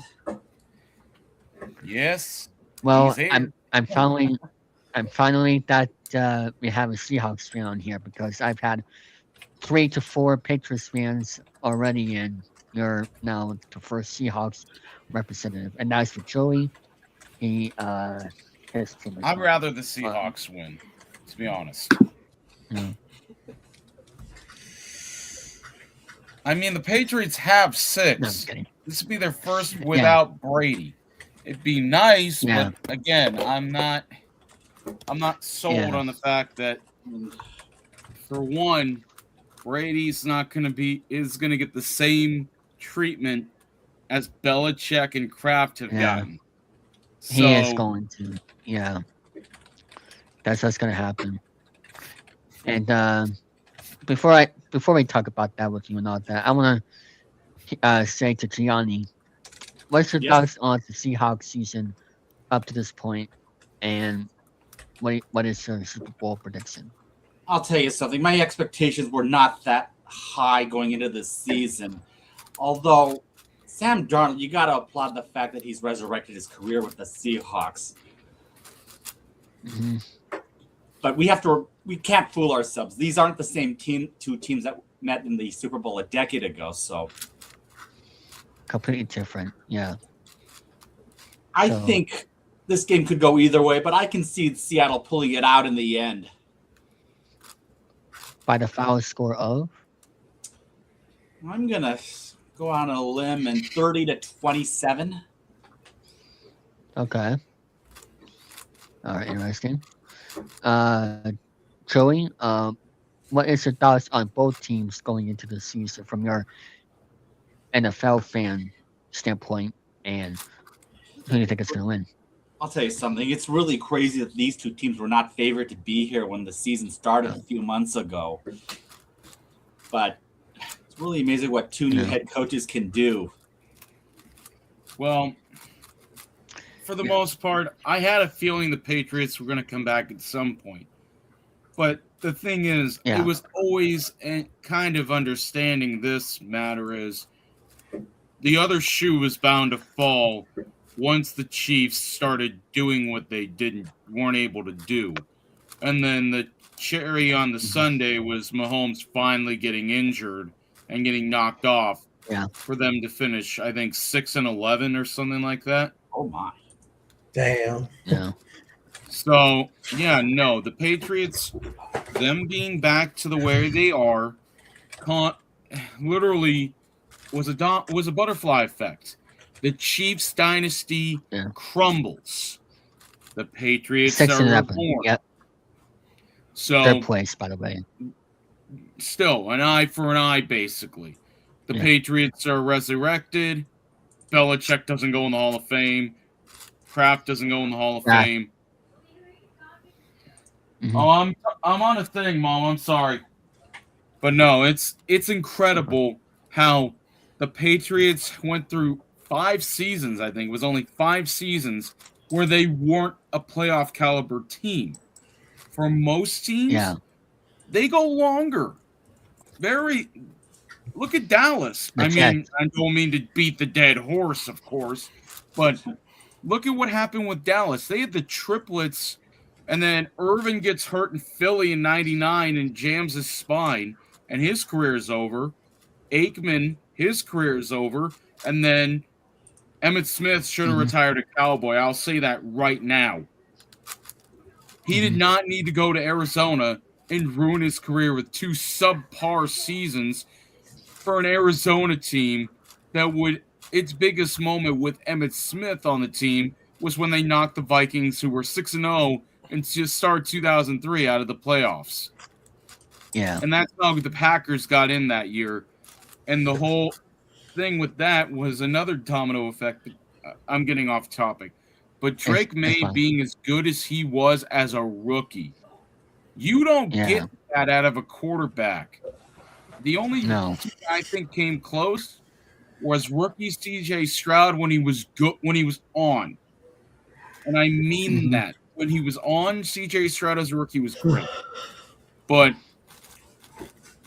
for the Patriots to go from Cam Newton to Drake May, what a contrast. That's what I think. But their biggest problem going the rest of the year and going into this game is going to be Ramondre Stevenson. I will say that first and foremost because they have no running attack at all. And that's kind of been the Patriots' issue is if they can't run the ball confidently and sustain drives without Drake May just throwing bombs, basically throwing the deep ball every third play, Vrabel may be fighting uphill against the Seahawks, who were bound to have this breakout. It's just that Mike McDaniel, not Mike McDaniel.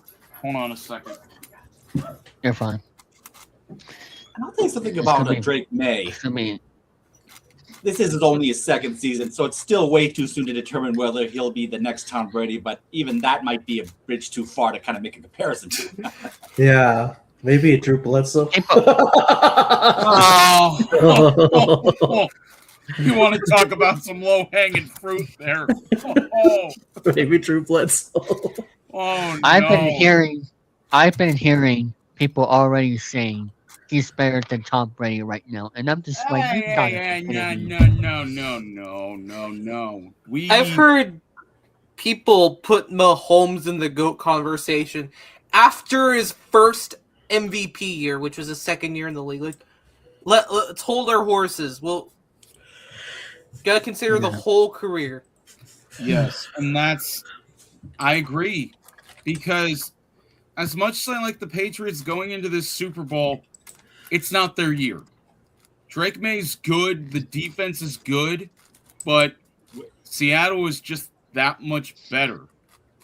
I mean, And the it's going to outbound. be a bit harder with the workload on Kenneth Walker, but seeing him play against the 49ers, even though they were banged up, Kenneth Walker is a man when he runs.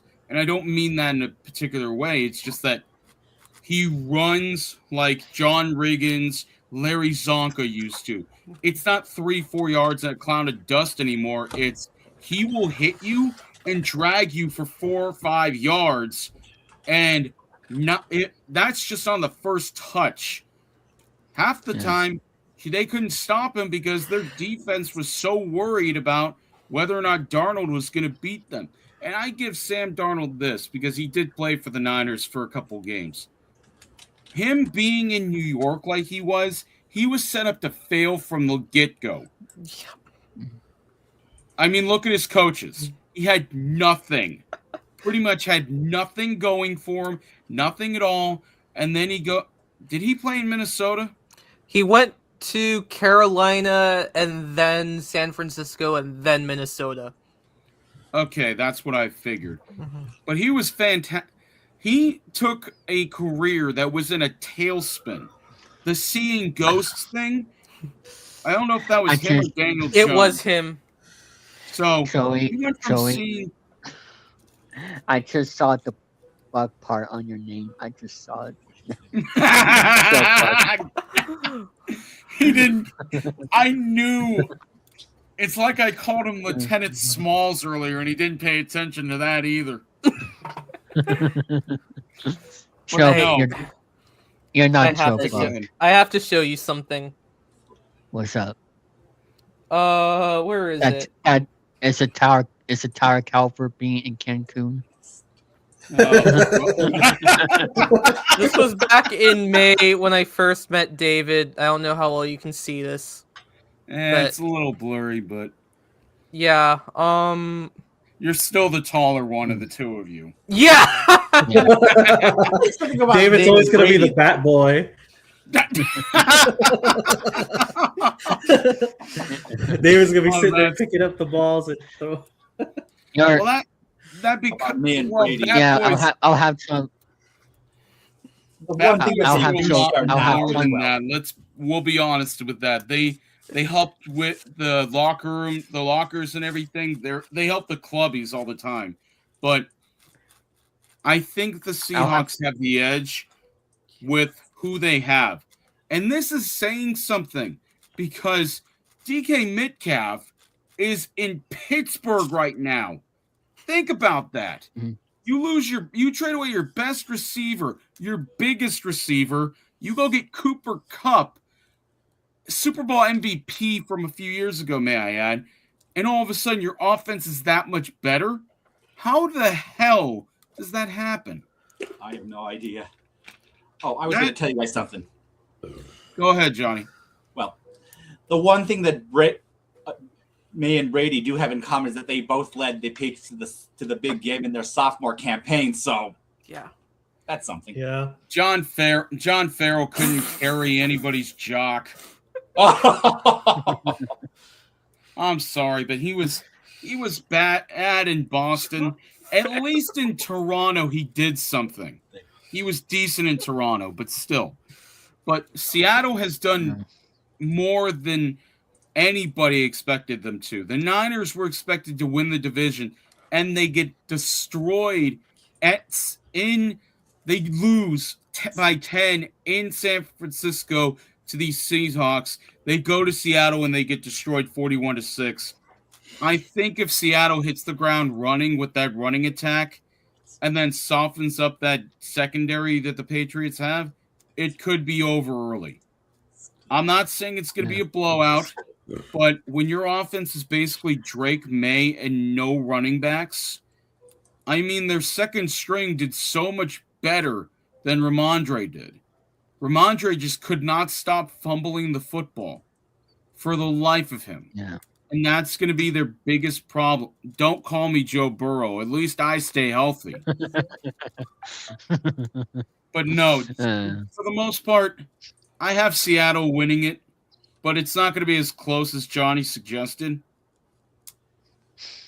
I have Seattle winning by at least 2 touchdowns. Whoa. I have them winning, and I've been wrong plenty, and I've accepted that. I have Seattle winning 34-17. Yowza. And that's with a defensive touchdown if May does not hit his receivers in the chest. Because that Witherspoon kid, my God, he is all over the field. That defensive line is insane. That Patriots O-line better be ready because they're going to get penetration in between the tackles. And that's what their biggest faux pas is going to be, is not pass blocking, run support. Because if you can't run the ball against that defense like the Niners didn't, and their other opponents couldn't against Seattle, especially the Rams, they made that close, but you've got to hammer Seattle when you have them on their heels. But the Patriots can't do that. The game's over before halftime. Yeah. And maybe, I mean, I know you talked a lot about Stevenson, but I think one thing that we should, I know he's had problems with fumbling, and I know they bought in Henderson, who I want to say he's probably grown to be like a 1B to Stevenson. Yes. How do you think his style of play will fare against Seattle? As I've constantly thought about it, because the Niners brought in Brian Robinson Jr. to complement Christian McCaffrey. And I think this isn't 30 years ago where there was one running back and they would carry the ball, get 350 touches or so, or whatever it is now. You have to have a 1A and a 1B now in this league. Yep. And it's called, and most people don't like this word, the change of pace back. Yeah. And that was always supposed to be the thing because they used to have it and they still should because that's how most teams, and the fullback is going to go extinct eventually. And I hate that wholeheartitly. Yes. The I formation was the heart and soul of most teams. Yep. That's why I played fullback for a game or so in my high school career. It's harder than playing offensive line because you cannot move. You want to be an offensive lineman, that's one thing. But if you want to be a fullback, you got to remember every assignment. You got to remember every guy on that line and in that defensive backfield. But and you also got to make way for pretty much. That's why I miss the old Mike Allstott guys. Yes, the Mike big Allstott was a beast at fullback, man. Big number 40. Yeah. But again, Stevenson is that good change of pace back where he has that burst. That's why with Seattle, especially because New England and Seattle had that similarity with Stevenson and Henderson. They put in Henderson and he'd go bust a couple long runs, but then they hand it off to Stevenson at the goal line and he gets stuffed half the time.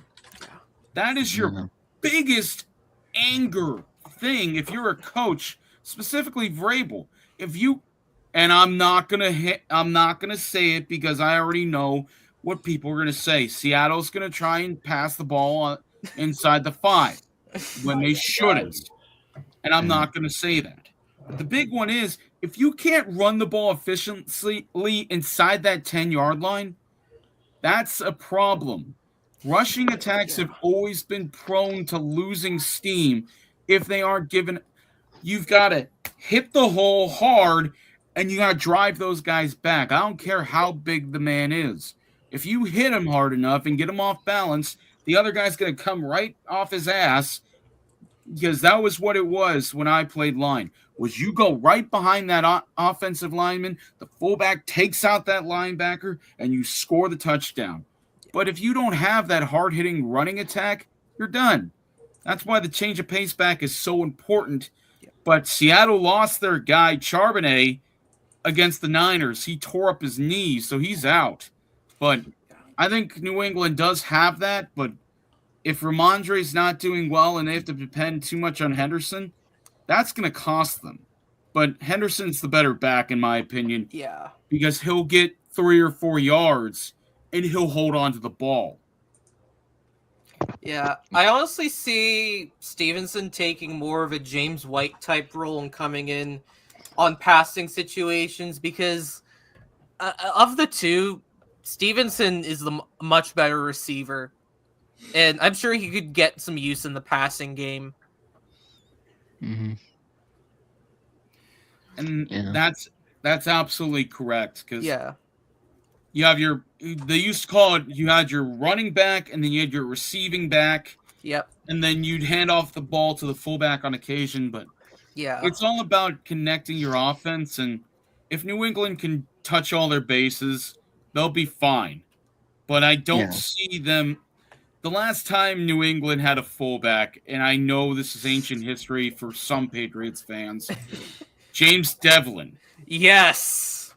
That's the one I remember that they had most recently that played fullback. Mm-hmm. Because the only true fullback that's left, and I love him for being on the Niners, even though they almost let him go, which really irritated me, Juice. Kyle Juszczyk. Oh my gosh. Number 44, the true...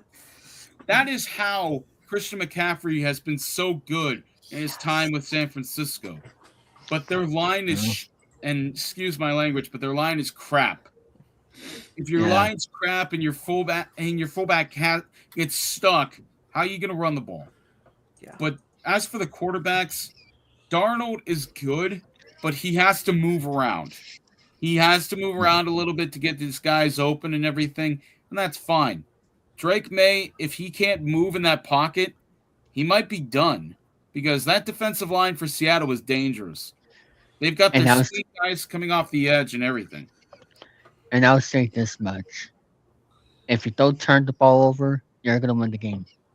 Yeah. Well, defense wins championships. Yeah. That's what they used to say. That's what John Madden said. If your defense keeps you in the game, your offense will win.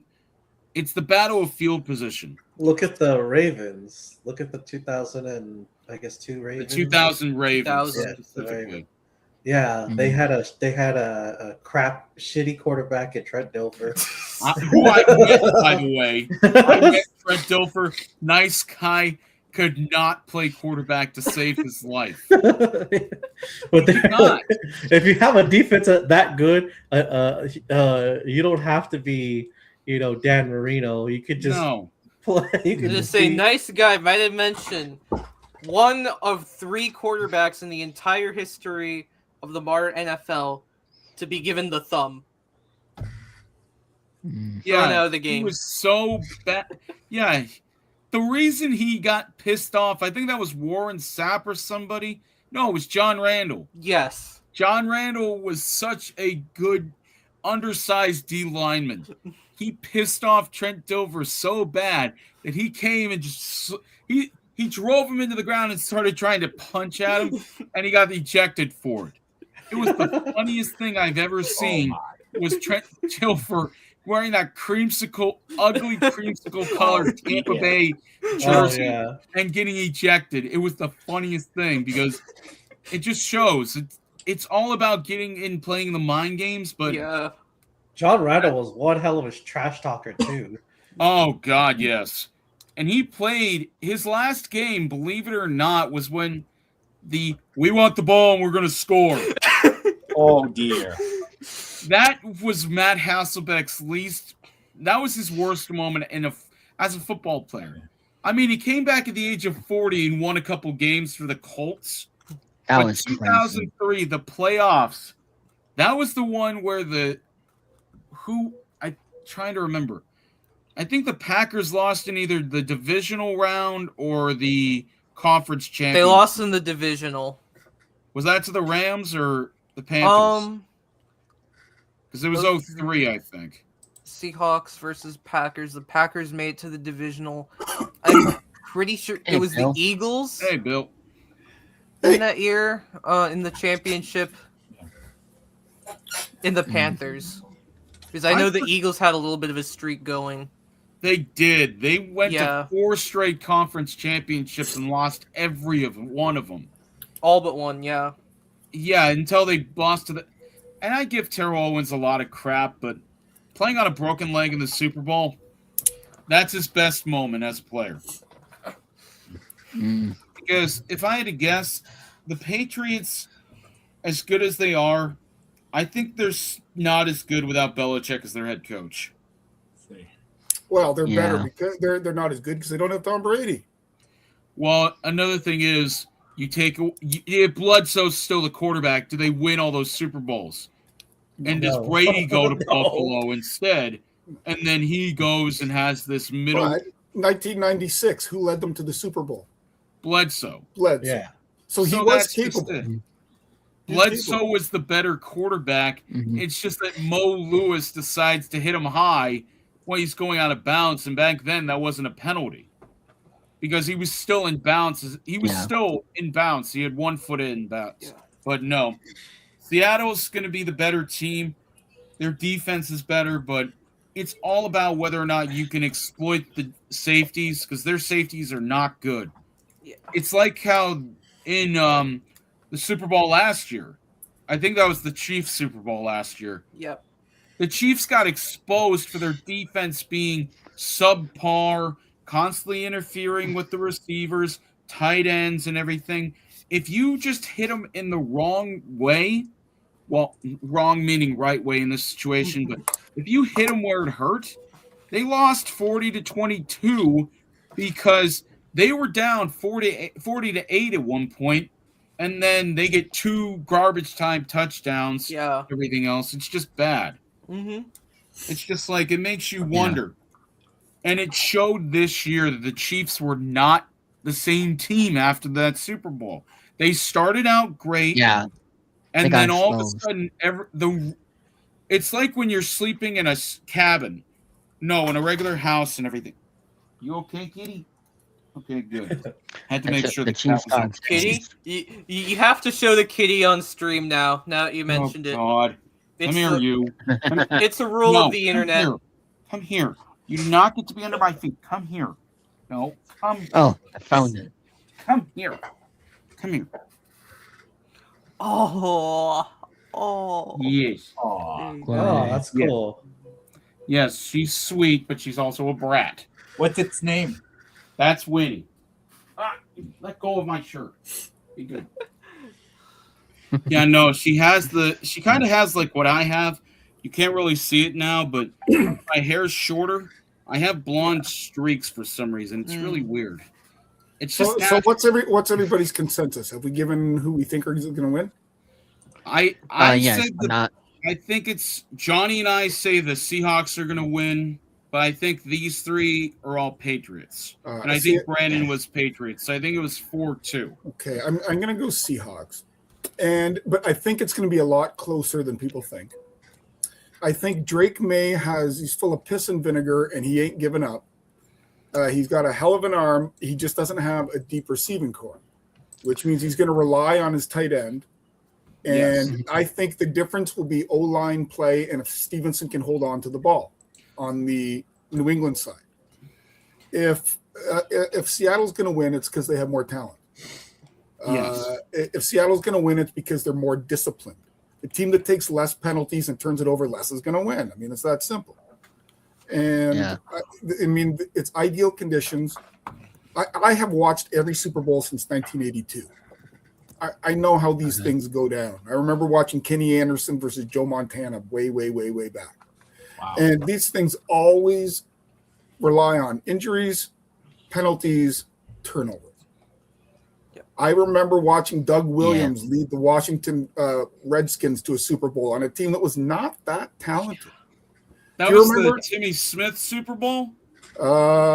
Which Timmy Smith was the one where it was, was it that one? Or was that the one where I Rippon think it was 87 when Timmy Smith, who Yeah. had no business being there, I think he ran for 215 yards. Yep, I And remember that. his best game of his career. He did nothing of note afterwards. And that makes me think of, what's his name? Dion Lewis. Dion Lewis. He was a random too, but yeah, no, Doug Williams was great. And I think the Buccaneers, the Redskins, Commanders, whatever you want to call them now, they should be sending a thank you card every year to the Buccaneers and Hugh Culverhouse, who, don't look him up. He's a terrible human being, and he died the way he deserved. He was the worst owner the Buccaneers ever had, and he let Doug Williams go to the Washington Redskins at the time. And I don't think he won 2 Super Bowls, but he still went and proved that he was able to do it outside of Tampa. But I can remember watching Jeff Hostetler win the Super Oh, Bowl. no. I can remember watching Trent Dilfer win the Super Bowl. We just mentioned that. Yeah. Like you only have to be disciplined. Do the game plan. I remember watching Marcus Allen run wild in a Super Bowl one year. That was the one the Redskins lost. Yeah, that was 81. That was the jailbreak screen one where I forget what I forget who the quarterback was for that one. I think it was for which team? The Redskins. When it was the one. It was the one where it was the interception right at the goal line there. Was that that would have been Theismann. Oh, Joe Theismann. Yeah. They went to 3 different Super Bowls with 3 different quarterbacks. That's amazing. Including Calgary's own Mark Rippon. And his son, who did nothing in the NFL. Brett Rippon, Broncos legend. No, he cannot succumb Tim Tebow. Yeah, no. He did a lot of thinking. Unfortunately, that thinking ended up making him a right fielder for the New York Mets. Check, I'll do you one better. Paxton Lynch. Oh my. No, Brock Osweiler. The Texans never saw that coming. I can go one better. Dolphins. I can go one better. I can go Bubby Brister. Oh God, Mr. Brass Balls himself. Hey, I'll give you one that's actually not bad. Jake Plummer had his time. Yeah. With And Arizona? I think he could have led them to a championship if they had a running back. The quarterback I loved, who had a killer arm, never a good team, was Billy Joe Tolliver. Billy Joe Tolliver could guy throw that who ball played for the Saints. He was one of 2. It was him and Billy Joe Herbert. Oh, Bobby Joe Herbert. Bobby Joe. Billy Joe and Bobby Joe. Now, if that's not a New Orleans quarterback room, I never would have said it. But I mean, when you think of a quarterback like Rich Gannon led the Raiders to the Super Bowl, After playing for how many teams? He played for 4 or 5 teams. I mean, if you want to go down that route, take a look at Kenny Stabler. Kenny Stabler was given. Jim Plunkett was left for dead, and led the from Raiders the Niners, to the Super Bowl. no less. Yes. Yeah. So I mean, you don't have to be Two Tom rings Brady. for Mr. Plunkett, by the way. Mr. Plunkett from Stanford won the Heisman. And he was basically left for dead. He was left for dead by San Fran. And look who they replaced him with? Steve Spurrier. But out of Florida. Oh. Steve Spurrier. Yeah, and then he's like, okay, I'm no good. I'm going to go coach. And then after all that, because I have the book, and it was called The Good, the Bad, and the Ugly, and it was talking about the Niners' history. I remember the Troy Smith years, the Ken Dorsey years. Oh, God. I also remember the Steve Ken Young Dorsey. Yeah, Give me- Ken Dorsey. He was that Miami quarterback who was part of that national championship team. May I add, that is one of the deepest running back rooms I've ever seen. Frank Gore, Willis McGahee. Was he before or after Gino Toretta?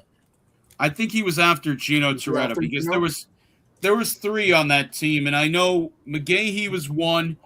Gore, I remember him tearing both his ACLs, and he's still, may I add, he's the best player to come out of Miami.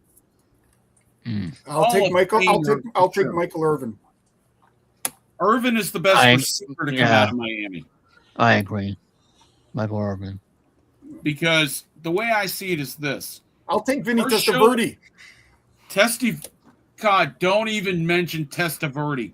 Colorblind. The man was colorblind, and he played for the Buccaneers and the Jets. Yeah, but you tell me a quarterback who had a better arm that had shitty receivers. Oh, he had a great arm. It's just that he had really nobody there with him in Tampa Bay. No, he had James Wilder at running back. And that's not a great guy either.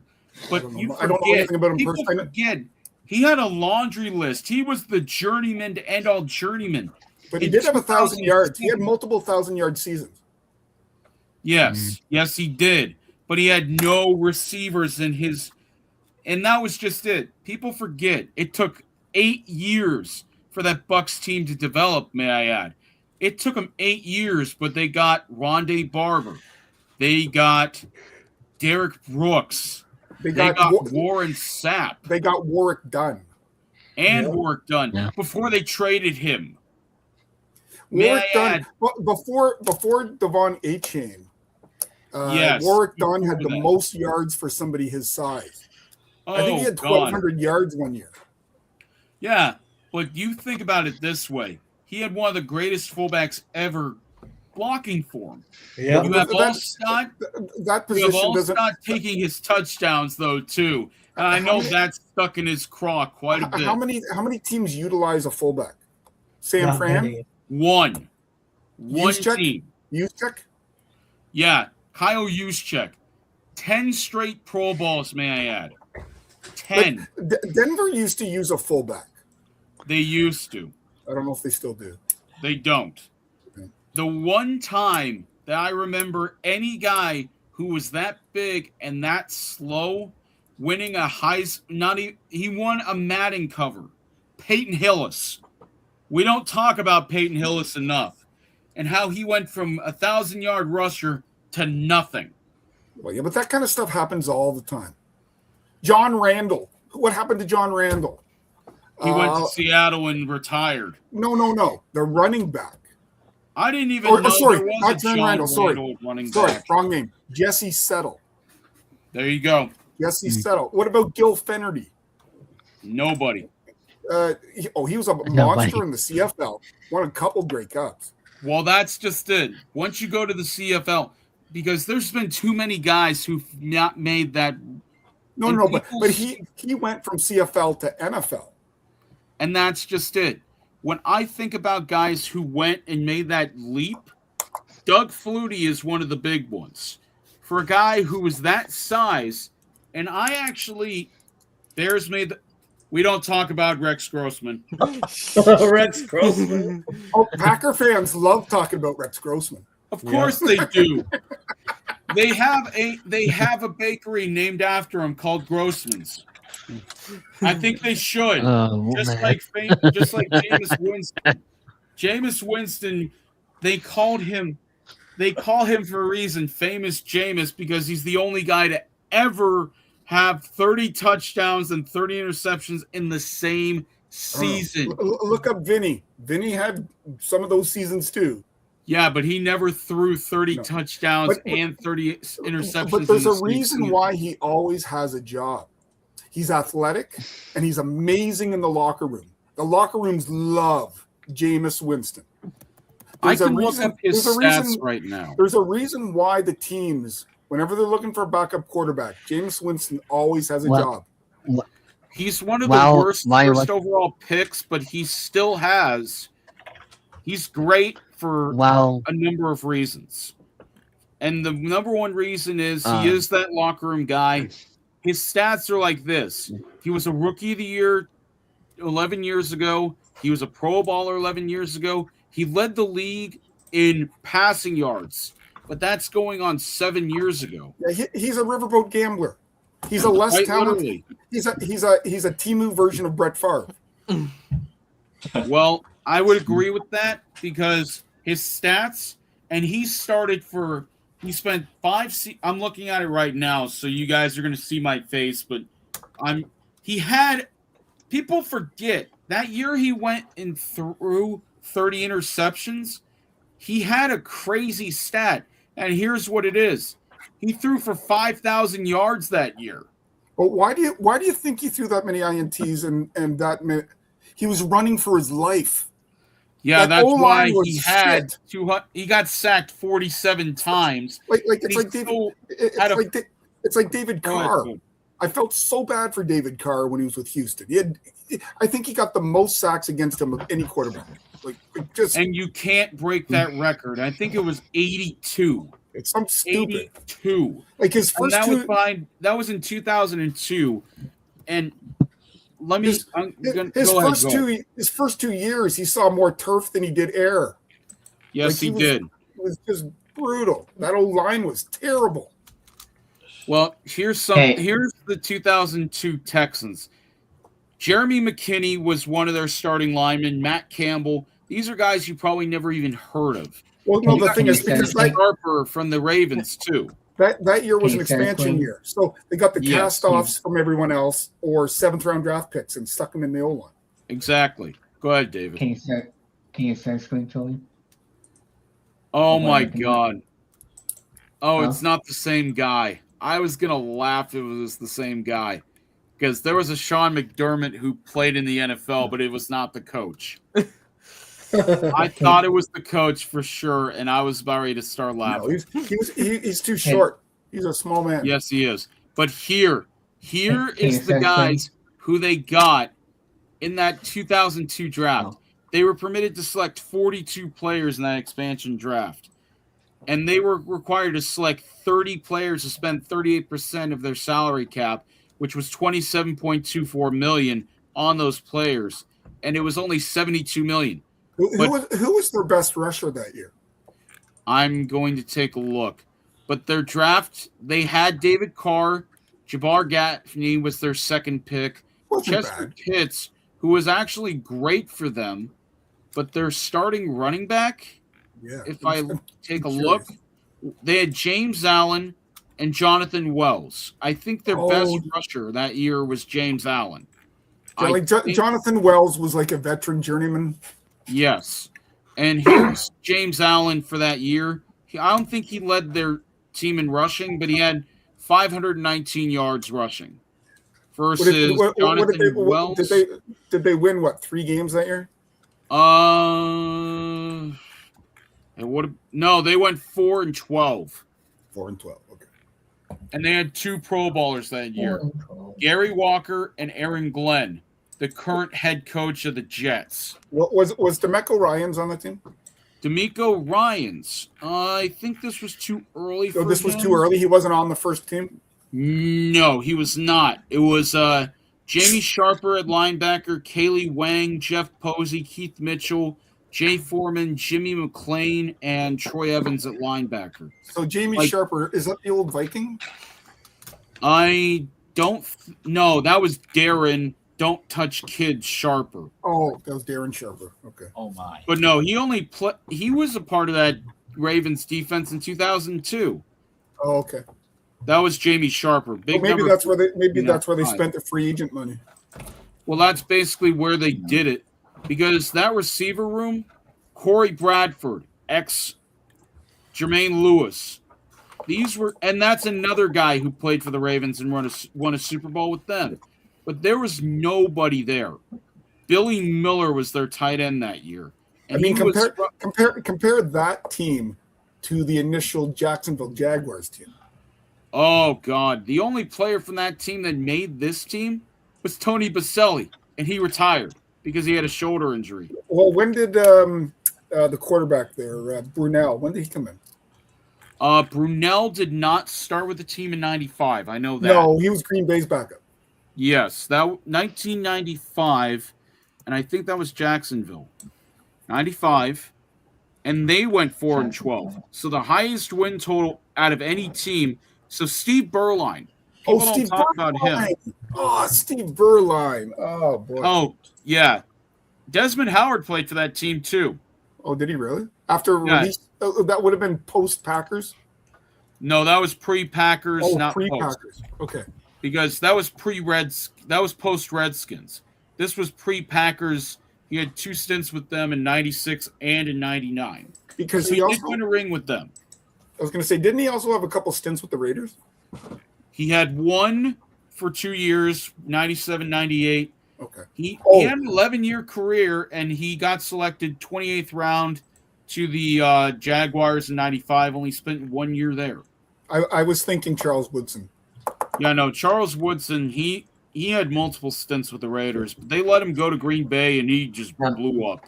Well, but I gotta get going. I gotta pack up for my trip. I'll see you guys soon. All right, Johnny, safe travels. And have a good night. Thanks, I want to this guys team say was a picture stacked. here. Go ahead, David. I'm sorry. I didn't mean to talk over you. It's okay. You guys remember this player? Well, I can't see because he's a darker gentleman. Troy Brown. Oh yeah, I remember him. One of the greatest two-way players there ever was. Yeah. But he wasn't a true two-way. He's kind of like the way Dion was a two-way. You know, he put not even. He's the first. Well, player I give Troy Brown this. He could play corner with the best of them. Yeah, he knew how to catch. Belichick was out of necessity, put him at corner, and he ended up being good. The guy who stands out on this roster the most is Brent Boyer. He's the guy who's currently the Niners special team coordinator. He took them from the worst special teams to the best. Top 5 at least. I don't know. I'm a Packer fan, and I can't stand that they kept Rich Bisaccia. Why can't they get rid of the guy? Because the Raiders didn't want him as their head coach. Evidently, they didn't want Gruden either. But he's like 70. Just let him go to pasture. Nah, the guy who just retired this year, and I found this out and I laughed. Not Monty Kiffin. Tom Moore. Oh, did he finally retire from Indy? He finally retired at the age of like 85. Well, that was Peyton Manning's OC for majority of his career. And my favorite quote from him, and I'll look it up because I want you guys to understand. He knew. If 18 goes down, we're... Yeah, if 18 goes down, we're hosed, basically. Yeah.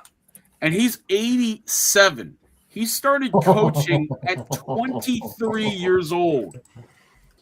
He won 4 Super Bowls, may I add.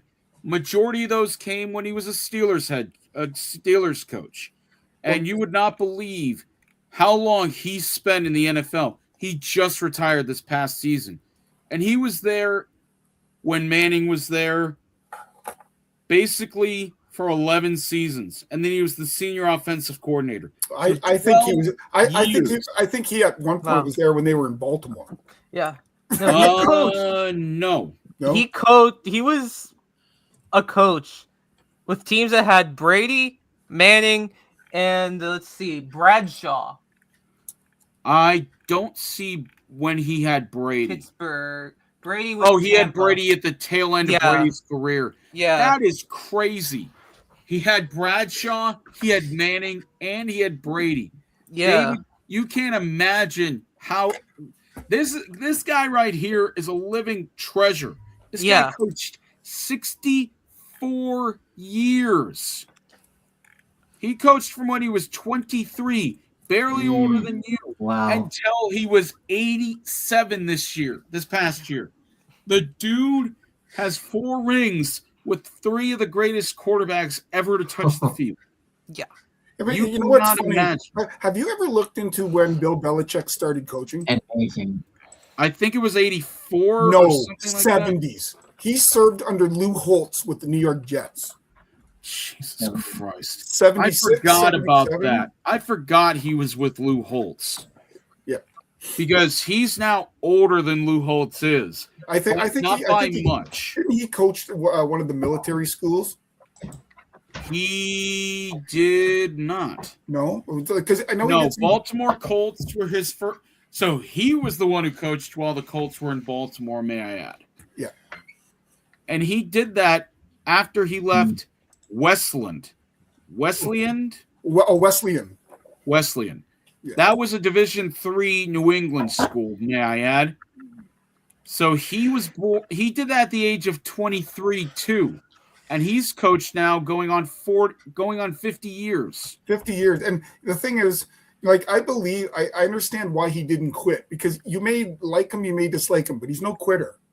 And so he's like, I got screwed my first year. Let's see if I can bounce it back. Well, that's Actually, the incredible part about him. Is this a better picture? Hold on. Let me turn this on. Yeah, that's better. I can see him. The lighting wasn't great, so that's why. But no, Troy Brown, great. Because I think there's a Troy Brown, and then there was Tim Brown. Yeah, Tim Brown of the Oakland Raiders. Oh, right? Tim Brown won the Heisman with USC. He was filthy when he was on. It just hurts. Is he the last receiver to win the Heisman? I don't know. I can check. I think he is. When I think of Tim Brown, unless Desmond Howard counts as a receiver. Let me type this into Google while I have the chance. Here. I can never tell. It just dwarves you, David.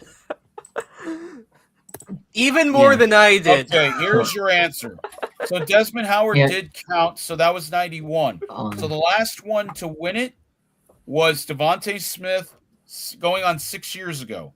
He didn't win it's the Heisman, crazy did he? to think he's going into his sixth year. Did Devonta Smith win the Heisman? I don't think he won the Heisman. Yeah, in 2020. Oh, did he? He's one of 4 to do it. Oh, okay. And he could not be denied. He was those were on those unstoppable Saban teams.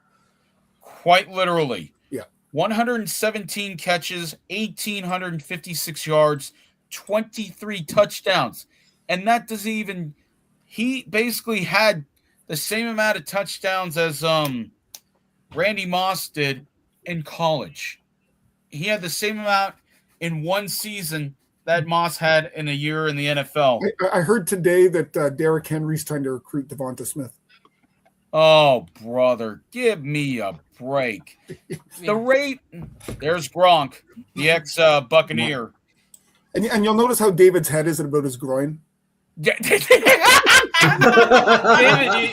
I just sent you the picture of you and me on Discord. Oh, okay. No, if you guys want to see something, and I have to have this picture. I think I saw this picture. There's a picture of me, and I'm 5'6" on a good day. So Trey Lance was the quarterback, and this was a long time ago. I should still have the picture. If I got rid of it, I'm going to be very upset. Oh yeah, he played for the Niners, and then Okay. Brock Purdy took his job. That's me. And if you don't recognize who the guy on the left is in the picture, I'd be surprised. Jerry Rice. Yes. I got to meet Jerry One Rice. of the greatest wide receivers ever to play the game. Oh my God. I was on the verge of tears when I got to shake the man's hands. And may I add, his hands dwarf mine. And I've got large hands. Like, the dude is crazy. And even funnier, I have one of his plaques on my wall. And it's the one where it's one of his best cards. And that man caught bricks with his dad on the work site. That's why his hands were like so... Like Hank Aaron. With, yes. His hands. That's... Bricklaying was his way of getting better. And I must say, 208 touchdowns cannot be wrong. Can you name any other player that came from his university? God. I can't. I should. Well, Mississippi Valley? Who comes from Mississippi Valley? Nobody.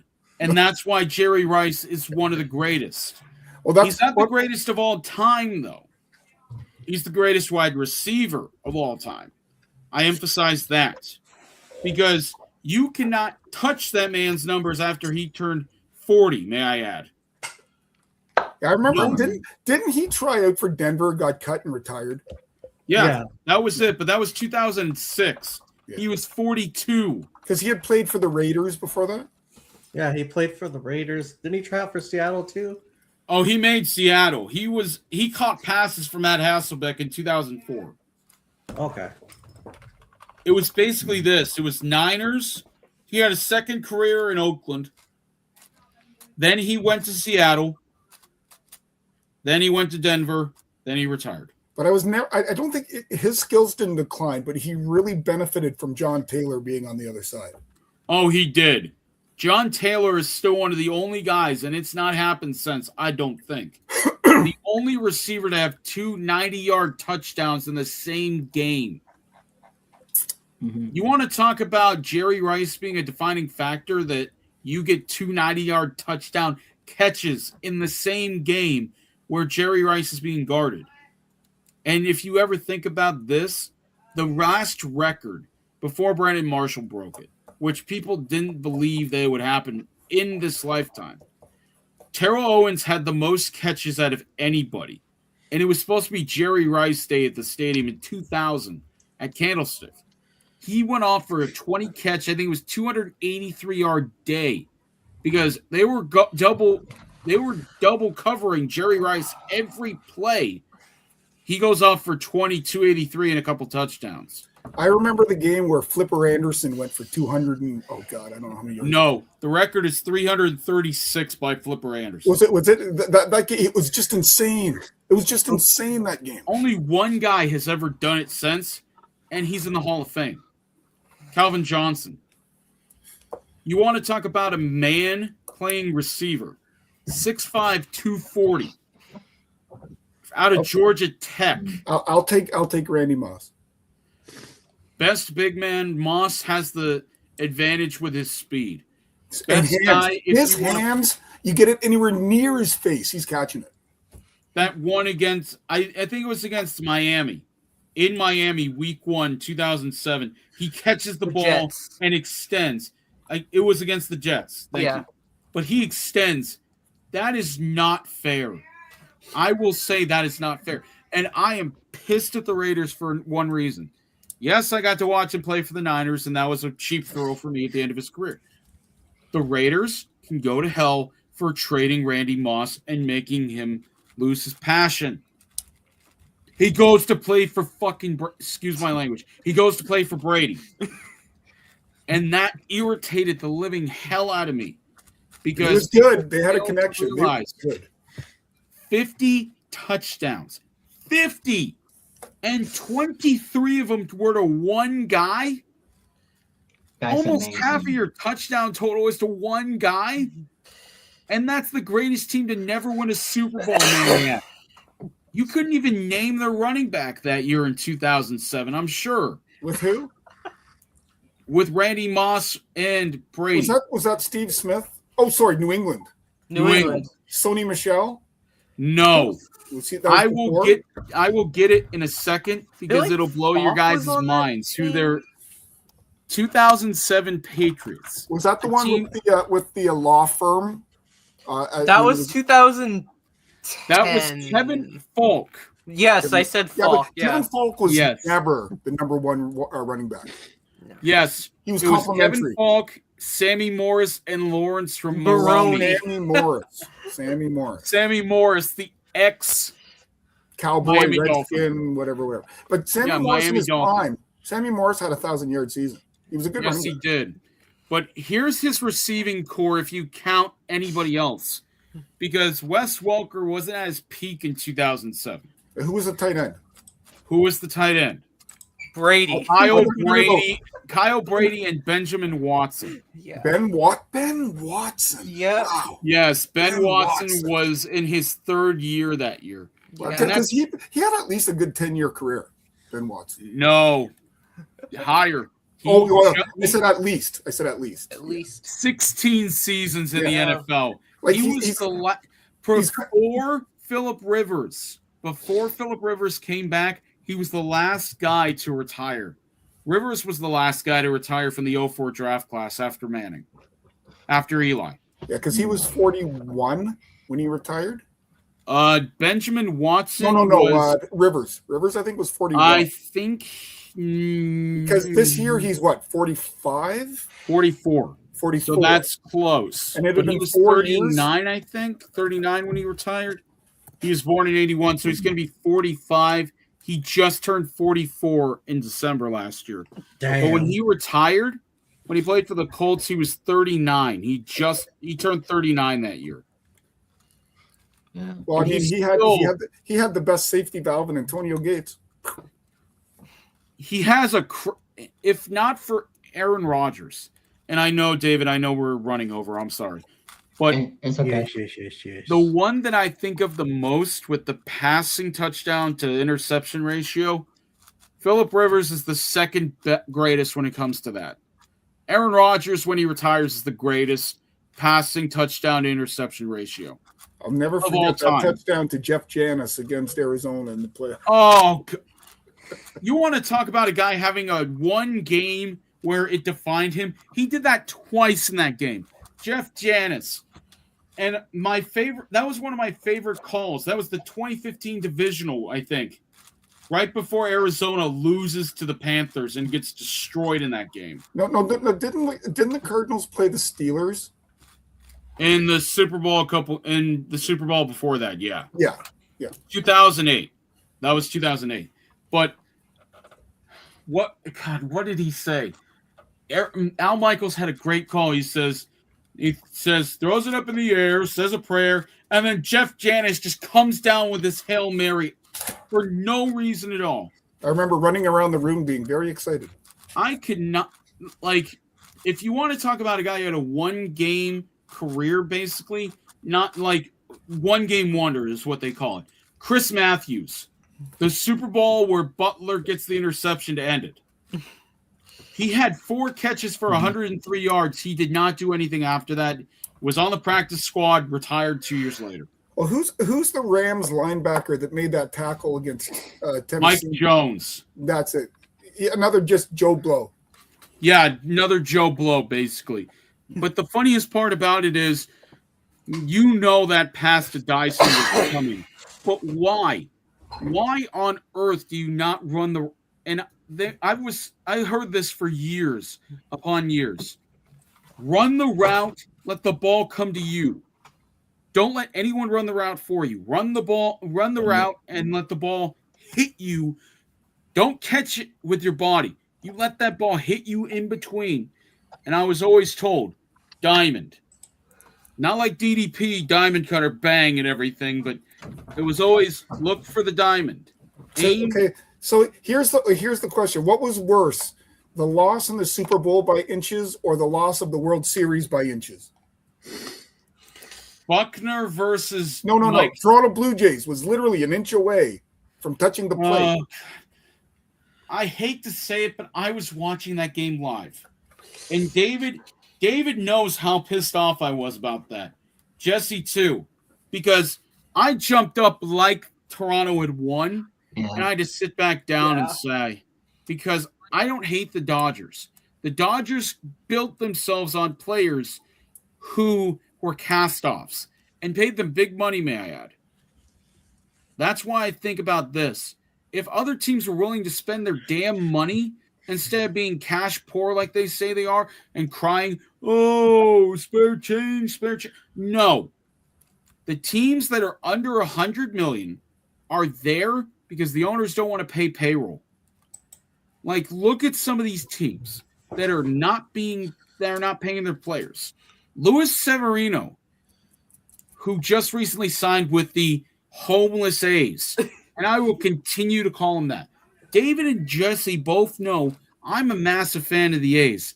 I've got Athletics colors tattooed on my back. Do they have a stadium deal yet?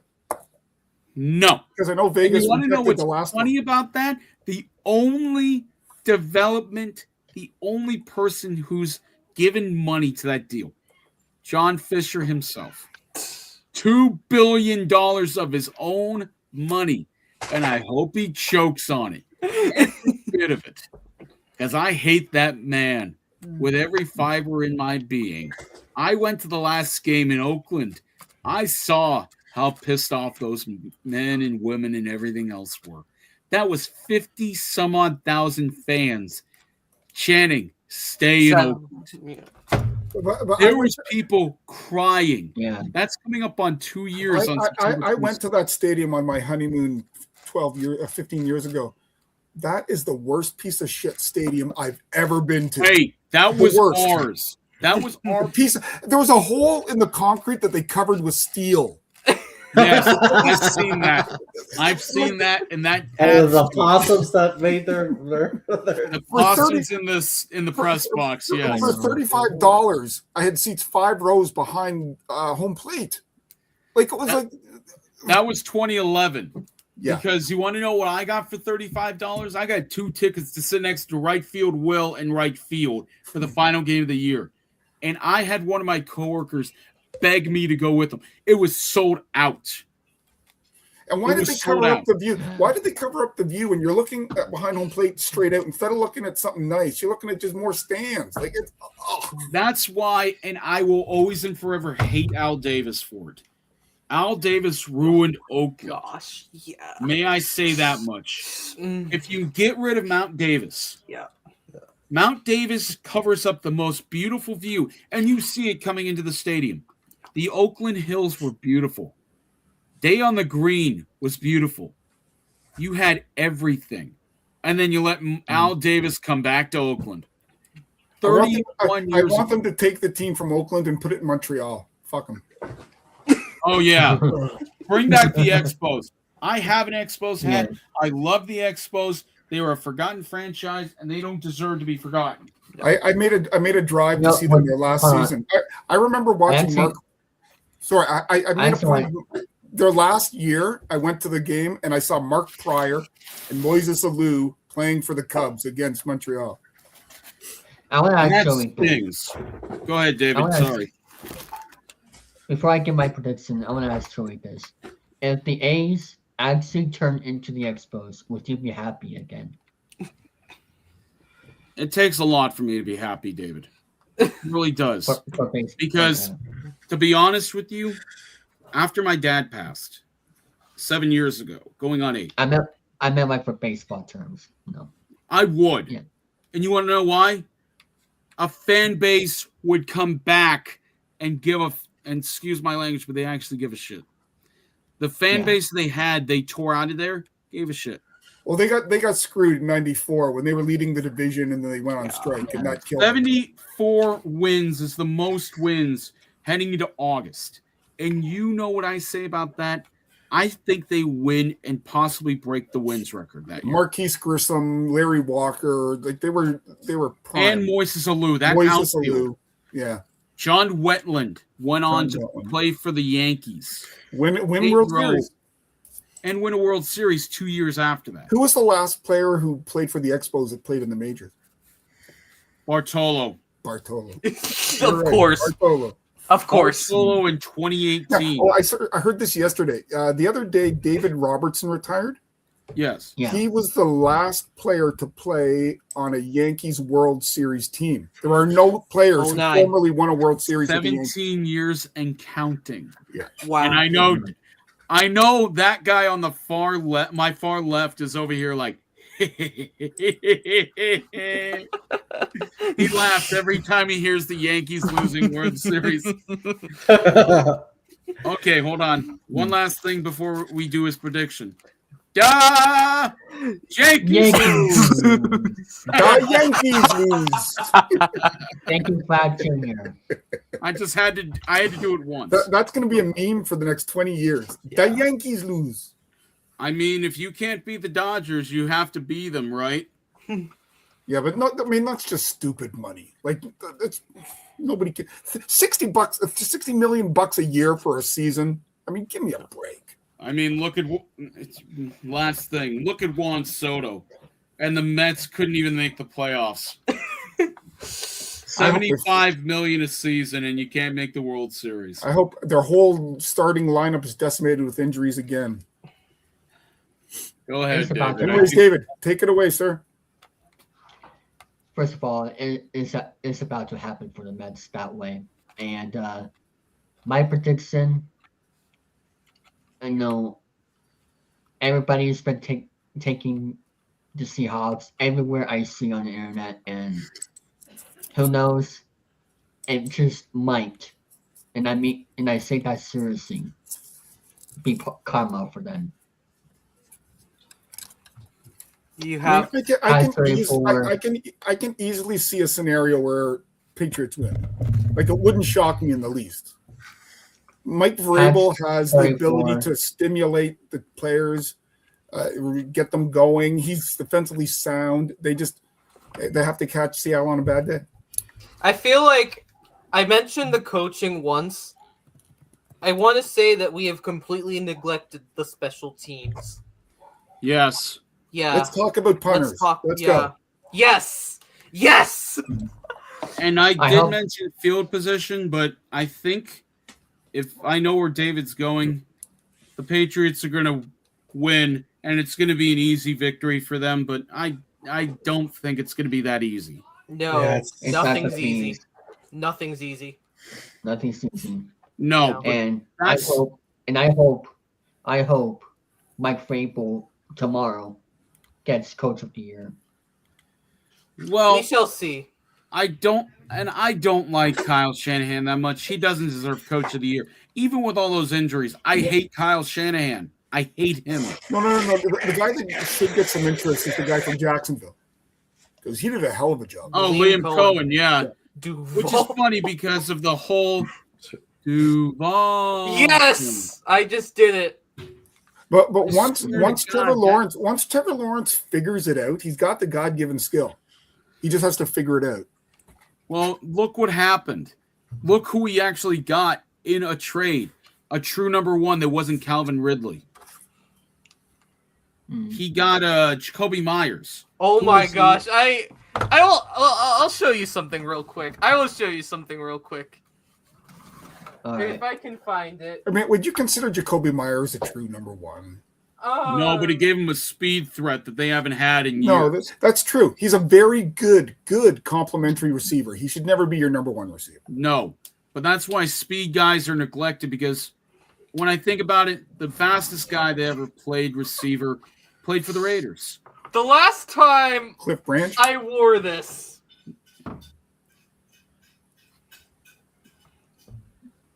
He was with the Patriots. My God. The last time I wore this, you do not want to know. Was that the game where he threw the ball back? Yeah, actually, you know what I'll do? I will. I'll show. I'll do. You know what? I'm gonna do something right here, right now, live on stream. Hello. Let me. Where is it? Okay, I'm sorry, but Chandler Jones gets credit for a lot of things, but yes, the one guy in New England people aren't talking about is Gonzalez. Gonzalez is fantastic. Yes, he is. Christian Gonzalez. Before I came on here, and I'll show you guys. Hey, yes. It feels good to be back in these. Oh. All right. Okay, we've got a crotch shot. What are we doing? All right, we are. All right, so I have the number 16 Patriots jersey. I'll show you something. Just. Oops. I mean, sometimes it works. Sometimes it doesn't. Wrong sometimes angle. you just gotta have the luck. Where's my duct tape? Not duct tape, masking tape. All right. That's not long enough. See, that's just it. If you have an old jersey, specifically one that has the number for a team that you know is going to give the jersey out again, why not use it? Okay, you know what? Get rid of it. Because if I ever think about it, that's just it. If Jared Goff he ended up going to the Lions. If they had someone wearing with the number 16 jersey, and someone I don't know if you can see this. Oh, you're taping over it. Oh, Tommy DeVito. I forgot he's their backup quarterback. Third string. Oh my God. You want to talk about a rags to riches story? That guy was on the Giants 2 years ago, and now he's Yeah. in New He England. is actually wearing 16 for the Well, Pats. talk about Denver quarterbacks. You know who the backup in Seattle is? No. You know what? I gotta go one better. Why should I not? Why should I not know this? It's Why Drew should I Lock. not- Drew Lock. Oh yeah, the Drew guy that Lock. was supposed I to be gotta go there. one better. The only Another. reason I remember Drew Lock is because he was backing up Geno, and then Geno went to the Raiders and fell apart. I'm gonna go one better. Another legendary Patriots backup who wore 16. I know one of them calls games on the radio, but Matt before Castle. we get there, yeah, Matt Castle. Matt Castle has a podcast, and it's good. If you ever want to check it out, he's got a good one. Matt Castle is one of the most underrated backups, I may say. well, I just did that. Hey, to see, whatever works, man. Whatever works. 'Cause Yeah. I mean, if I'm buying a jersey on a team, I choose a guy that's, like if you go in New England, you choose Randy Moss. Like it's always going to be there. Yeah. If you're with the Bears, you're always going to take Urlacher. Like one of those kind of Urlacher, Peyton, one of those guys. Yeah, Jim McMahon, whatever. I got this in 2021, I think, like the year before. Now, you want to talk about something that doesn't belong to a person who lives in California? I'll show you. I got this at the Goodwill. Ooh. Is it Steve Nash? No. Oh. It's a number, but it's not a 13. I would kill for a Steve Nash jersey. Or a Sean Marion jersey? Oh, Stephon Marbury. Oh. Yeah, he's the one who He's the one that dissed that dissed the Vancouver Grizzlies and wouldn't go there. No, and who's that? It was Vancouver or Memphis. I'm not sure. No, it was Vancouver, and they drafted a guy, and he refused to go there, and they had to trade him. Oh, God. That wasn't Kobe Bryant, was it? No. That was Charlotte. It was like a point guard or a shooting guard. It was Steve Smith, like something like that. It was a decent player. Grizzlies. I'll show you the actual best jersey I actually have. This is actually genuine. The numbers are stitched. The lettering's stitched. This is actually player issued. Now that's nice. This was actually, if I'm going to be honest, if you were to buy one of these new from Fanatics, you would pay double what I paid for this. Yeah, no, they're like $180 online at Fanatics. Damn. No, this is. You'd be lucky to find one of those at Goodwill. Yeah. That's how I found my old Jerry Rice jersey that I no longer possess. It was a Rice jersey that was a Raiders one, at least. Yeah. Is 2021 Nathan Evaldi. Now that's a keeper. Yes. That guy shoved as best he could. Yeah. Okay, the player I couldn't think of from the Grizzlies, Steve Francis. There we go. Oh yeah. Yeah, that guy was a staple in Houston for many years. I showed this to David and Jesse before. The Padres. My favorite thing that I am. Yeah, Tony Gwynn. Mr. I grew up watching Padre. that guy play. Yeah, no, this was. I know it looks cheaply made, and it probably is, but the fact that it has San Diego on it and it has Gwen on it, that's. I remember watching the World Series when Steve Garvey was on the Dodgers. Steve Garvey, that had to have been the 70s, right? No, it was 83, 84. Yeah, that was 84 when he hit the home run. No, but they made the World Series one year. It was 1984 with the Padres. Yes, yeah, that was the Padres lost to the Tigers that year. That was the 35-5 Tigers, though. Yeah, Guillermo Hernandez, Alan Trammell, Lou Whitaker, Willie Hernandez. Willie Hernandez. Yeah, he won MVP that year, I think. He's one of the few closers to actually win the Cy Young. Oh my God! I just saw a prediction. I just saw a prediction in the chat. The Birchwood Vampire, read your tag. Seattle 48, New England 13. Do you have a repeat of Super Bowl 48 on the cards? Good Christ. Yeah. And that was the one that I watched that live and I turned it off halfway through after that because even the halftime show couldn't have saved that game. That Ball was snapped. Ball Right snapped over over his the head head. of Manning, and the game was over. But there was a string of Super Bowls in the 90s where they were all one-sided. There was like 3 or 4 of them in a row. The Bills ones, the Bills. Giants, because the closest one to start the decade was the one where Norwood missed the Wide kick. right. Wide right.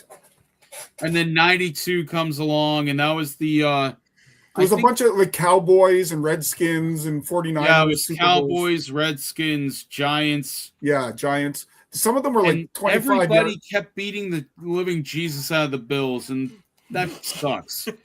And then 94 comes along.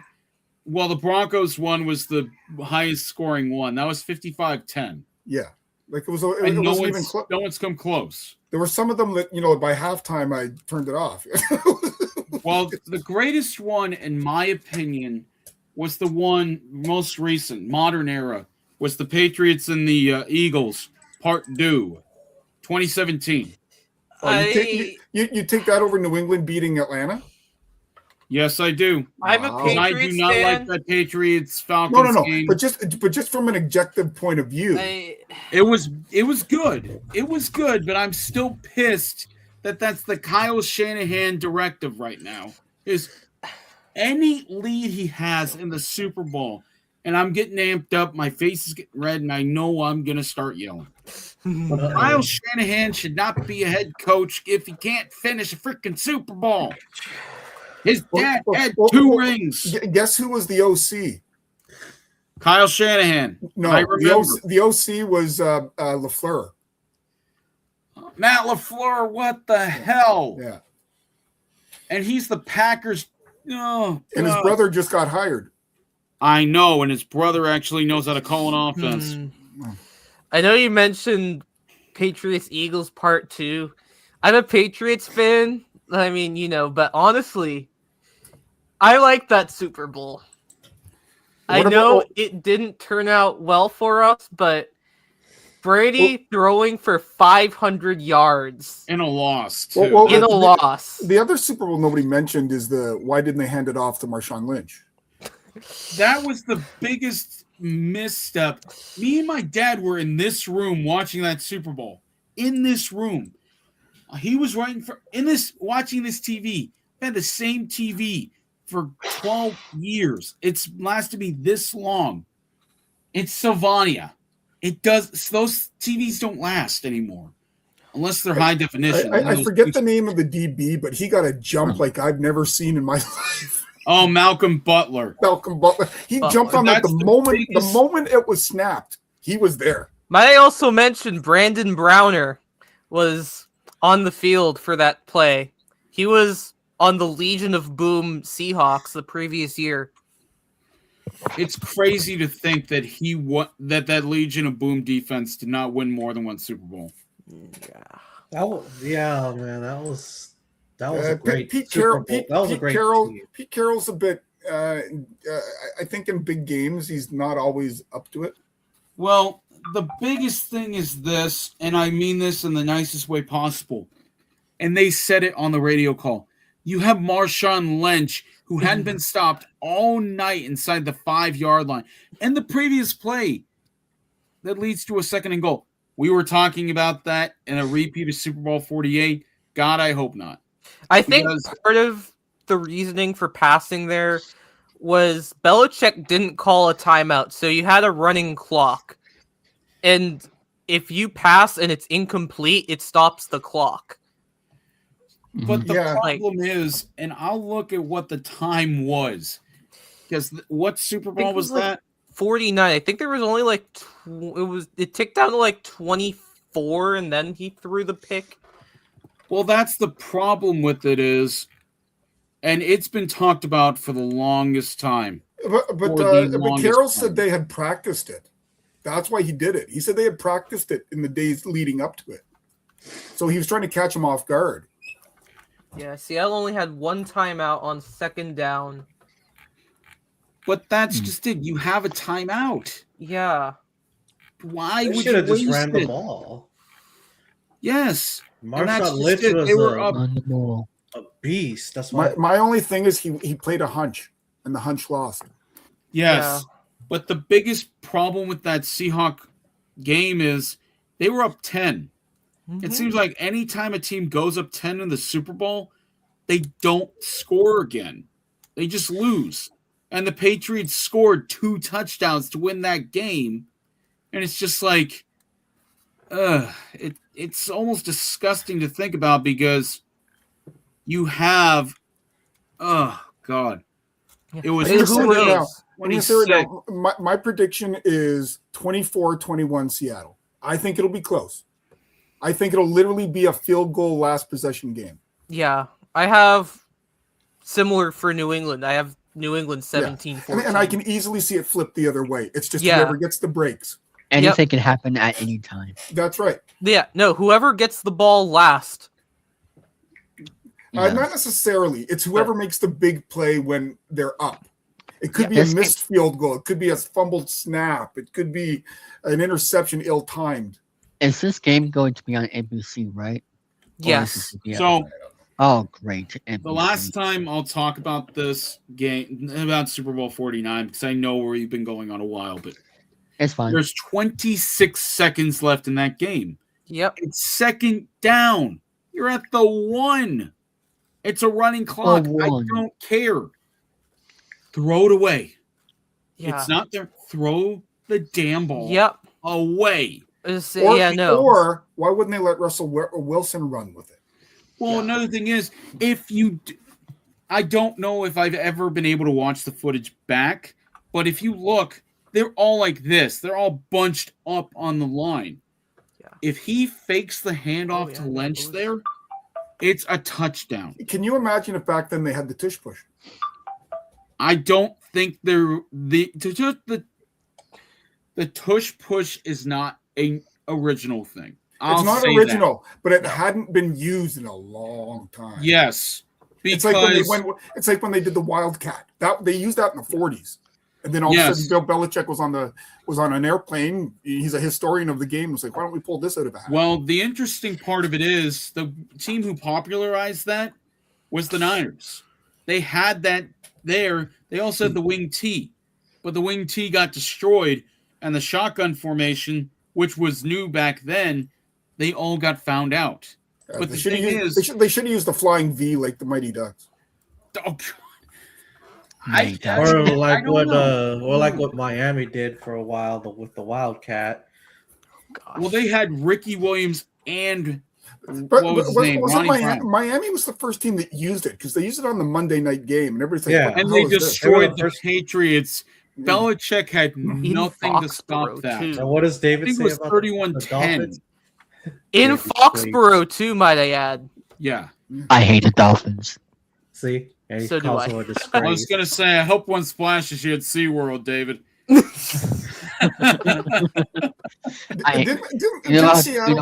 Miami have that really big quiet? Was it McGuire, the really tall guy?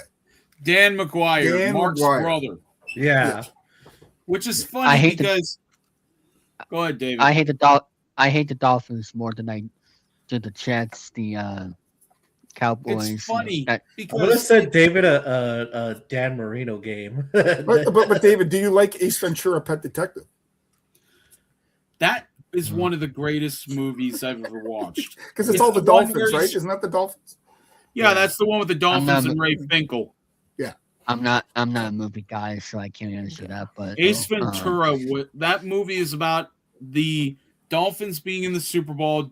Dan Marino gets kidnapped, and Flipper the Dolphins gets kidnapped and everything else. And then they have to get Dan Marino back to the Super Bowl, this fictitious Super Bowl the Dolphins were in and haven't been in one since 1985. Jesus okay, Joe, have you given your prediction? Oh yeah, I did. I had it potentially being a blowout. I had it be 34-17. Yeah. Okay. For the Jess, what do you say? I think it's going to be a dogfight. It's gonna be close. I think so too. Yeah, I don't think it's same. going to be a blowout. David, I have a fun fact for you. This just came out in my head.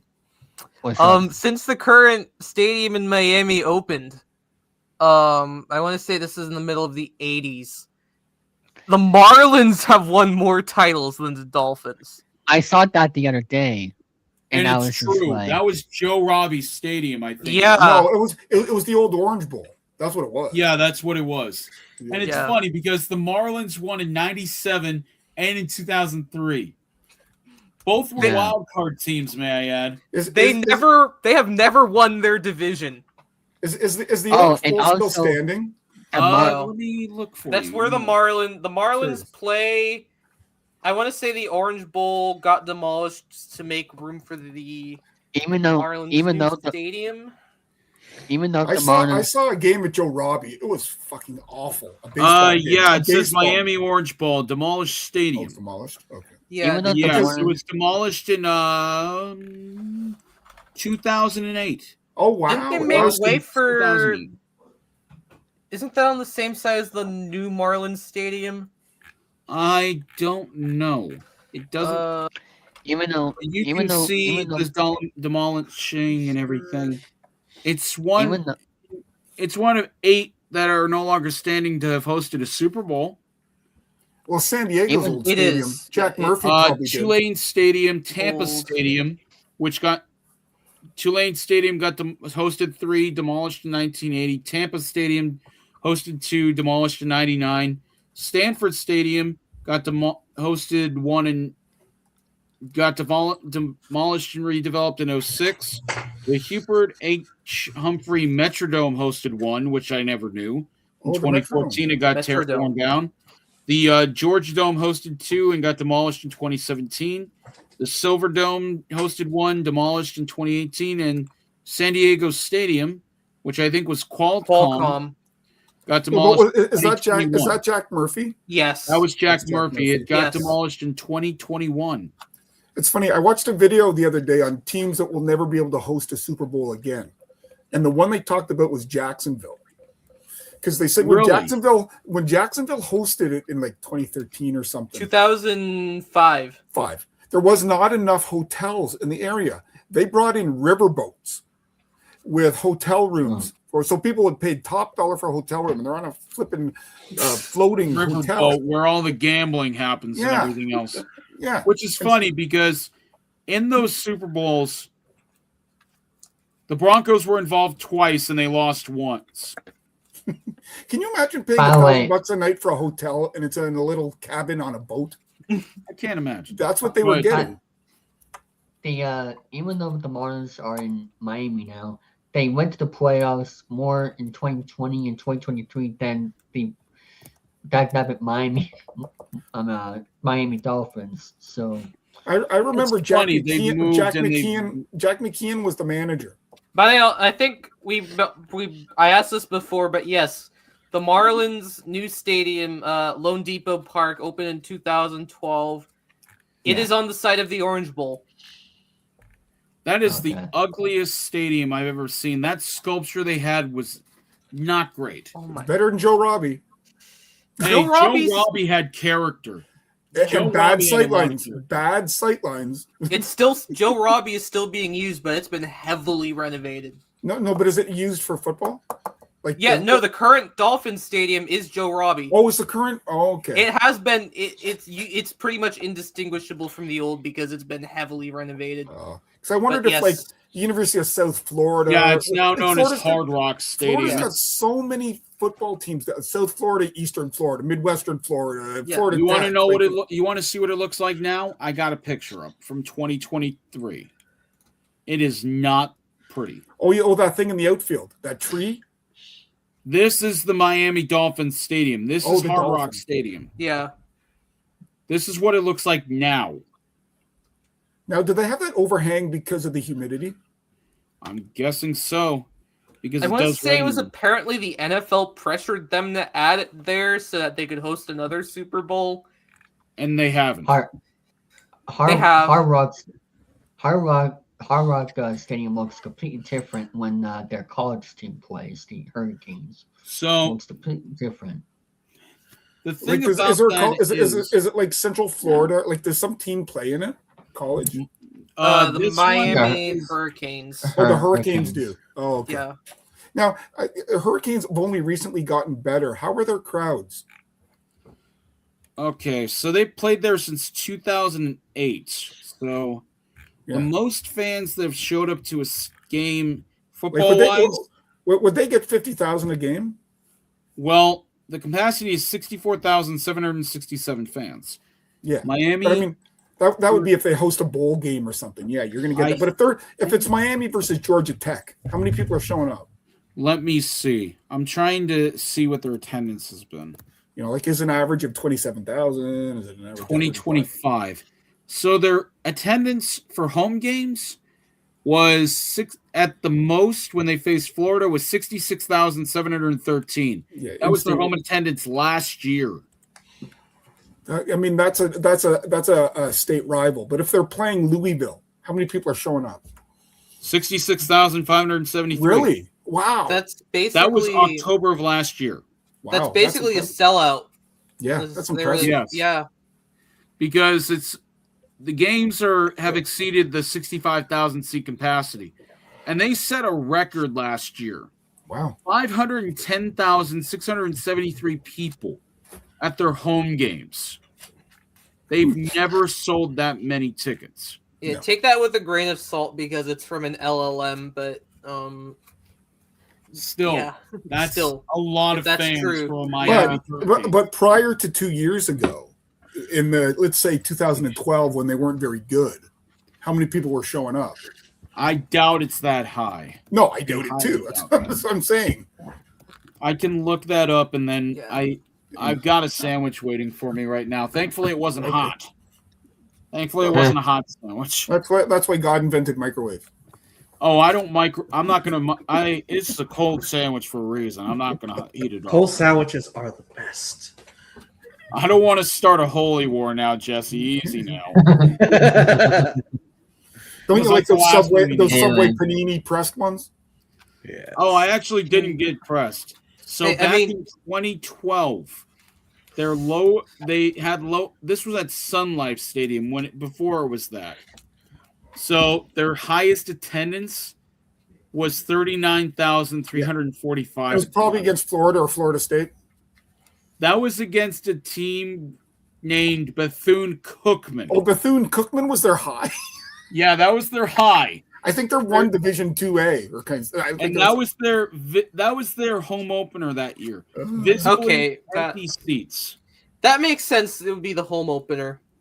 But yeah, that makes sense. They're second highest, 37,219 against Virginia. There's always going to be a core of 30,000, and then just depends on how good their season is. You see what I'm underlying here, right? They had 75,000 seats capacity. Oh, That was barely half the stadium at the time. In Yeah. 2012. but would they have sold all seats, or they would have like the top ring they just block off? I think that's the top ring they just block off because there's no way. Because even when I go to wrestling events like WWE, they block off so many seats where the camera Yeah. is because they To make can't it seem show like half the they're building. sold Well, out. I can remember a few years back when I'm from Toronto, so Yeah. The top deck of Skydome or Rogers Center, they used to block off thousands of seats up there when because it wasn't worth their while opening the concession stand. Well, another thing was they've changed Rogers Center, and I still call it Rogers Center. It was known as the Sky Dome, but it was always full when they were doing well. Oh, when they first started, they were getting 60,000. They were the first team to get 3 million fans. Like, That was 91, right? They'll okay, about that 90, 91, yeah. Because they won in 92 and 93. Yeah, and they were already home then. Yeah. But then I think the loudest it's ever been there was the Encarnacion home run. Oh, I remember that. Yeah. I was watching that live, may I add. I So was was at I. Red Robin for one of my birthdays the day Hey, that we're welcome. Good job. it was 2016. It was October Yep. 4th, 2016. And you want to talk about a guy not making a mistake? I don't know who the manager was in 2016. for Showalter. Baltimore. He didn't put in Zach Britton. Yep. That is your biggest mistake. It's like if Joe Torre didn't put Mariano Rivera in a safe situation. Yep. Zach Britton All I know is this year, 5-3 that year. the Jays did not improve their bullpen, and I don't trust Jeff Hoffman walking across the street. No, not, and that really hurt my heart. And I'm a baseball fan now. I don't root for the A's anymore. Because I was in my basement pacing, and then I see Miguel Rojas come up, the fucking ninth hitter. Really? Well, that was the thing. Is I'm thinking, there's 2 outs here. You have a number 9 hitter at the plate. I don't care if Mookie Betts is on deck. Walk Rojas to get the Betts. Because when you're playing the ninth hitter, you throw your heat. Let him beat you. Yeah, but he didn't. He threw. It was like it was a ball that was out and away that he kind of stuck his. Oh, terrible. And that was the ugliest home run I've ever seen. Because if that's the old Rogers Center, that doesn't make it over the wall. I think it's off the wall. I think Mitch Williams was better than Jeff Hoffman.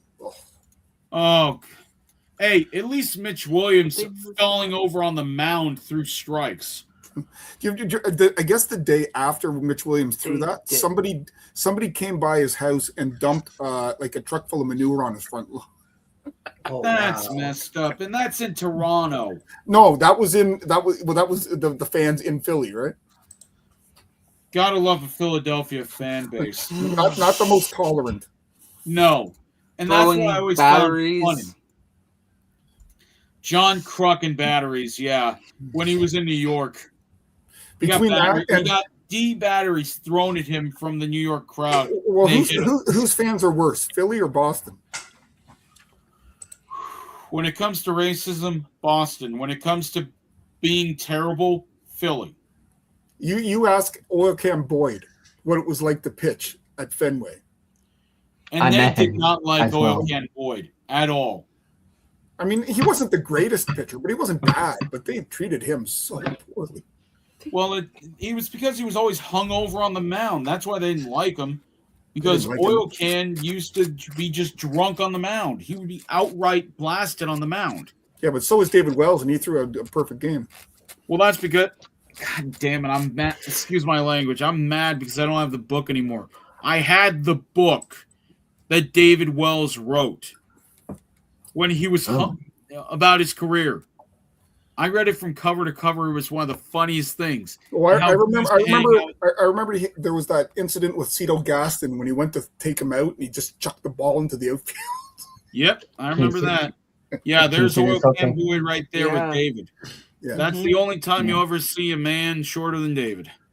The other good story was back in the early 70s, Bill Spaceman Lee for the Montreal Expos threw a no-hitter high on LSD. He didn't know which was home plate, so he threw to the middle one. Well, he was the second guy to do it behind Doc Ellis. Doc Ellis. He played for the Bananas. Actually, you know what? Bill Spaceman Lee used to put marijuana in his cornflakes. It was just part of it. And it made him pitch just fine. It calmed him down. Hey, that guy was, and I feel bad for the guy because when he was 73, he's like 75 now, but he drank 2 energy drinks coming out of the bullpen. They had to resuscitate the man because his heart was going too fast because he had like 650 milligrams of caffeine in his system while trying to pitch for the Bananas. Damn. 2 Red Bulls. Yeah, but think of this. In the 60s, the teams used to have amphetamines in a bowl in the middle of the locker room. They were called greenies. Whatever. Call them what you want. They're amphetamines. I know. Methamphetamine. And it's different because amphetamines, they impair you. But when you think of methamphetamine, that was one where you're smoking a crack pipe and everything else. Yeah. That's but the stuff they had, it just focused them and gave them energy, or so they thought. You know? Yes. Hey. I mean, Hank Aaron never admitted to doing it. No, but everybody did it. It was like having an aspirin. Yeah. I mean, I don't think everybody did, but like it wasn't unusual. It was like I remember watching baseball when you could spit tobacco in the dugout. Yeah, that was how Tony Gwynn unfortunately got the cancer and passed. Go ahead, I mean, David. I'm sorry. my favorite was in hockey. Guy Lafleur used to smoke a cigarette behind the bench. David has something to show us. David has something to show us, Well, Bill. Sorry. Okay, sorry. What's your thoughts on this, Joey? Oh my God! No. What the hell? No. Here's the thing. They signed him for $38 million, but they're taking Tariq Skubal at $19 million to arbitration. What does that tell Tariq Skubal? Done. Yeah. I'm done with that. There's no reason. How many years? 2 years. No. It was 2 years, no, 38 million. for 38. Yeah, something. You just paid. Yeah, He's not even worth the money. but As is there, Joey a, would is, say. is, Paid. is there a better starting rotation than Detroit? Maybe Boston in the American League. Toronto's is decent, but it's not that good. I'm not trying to sound mean when I say this, but fuck the rotation. Why are you signing Framber Valdez? Well, Period. He wants to throw at his own catcher. It's a 3-year deal. Have you seen who their catcher is? I doubt he'll get halfway to home plate. Who is Detroit? It's a young guy. It's a no name. There's no big name as catcher for Detroit. I don't think. Still, I wouldn't. It's a 3-year deal. It's a 3-year deal, by the way. 3 year, 38. So that's Dylan Dingler is worth more than that, and he was a 3-war guy at his size. 38 million. So that's what, 12.5 a year, something like that. 12.7. I'm sorry, but I have to see this contract to believe it. It's 33 years. Hey, so that's, Skubal deserves that at least for 1 year. 3 years, 115 million? No fucking way, man. Come on. 3 years, 150 million? Is that what it is? Yes. So he's making 50 million. No, there's no way. He is not. I'm gonna look this up. He is not a top 5 pitcher. No, and he's getting 38 million a year. He's a guy who pegged his catcher right in the chest with a fastball. I would take what Kevin. Are you doing? I would take Kevin Gossman over him. I would take. There's a lot of guys. No, and what a way. That just killed my mood. I'm sorry. What a way to honor Mickey Lillard. You know what you do to put yourself in a better mood? Look at the starting rotation of Oakland. Oh, I already saw it. It's terrible. Do they still have Severino? Is he still there? Yeah, he's still there. They signed him to a 3-year, $67 million contract. Still complaining about the pitcher's mound? Yes. And I'm not going to a game in Sacramento, and I never will. How far is Sacramento from Oakland? Probably 50 miles. Is it like an hour drive? Maybe.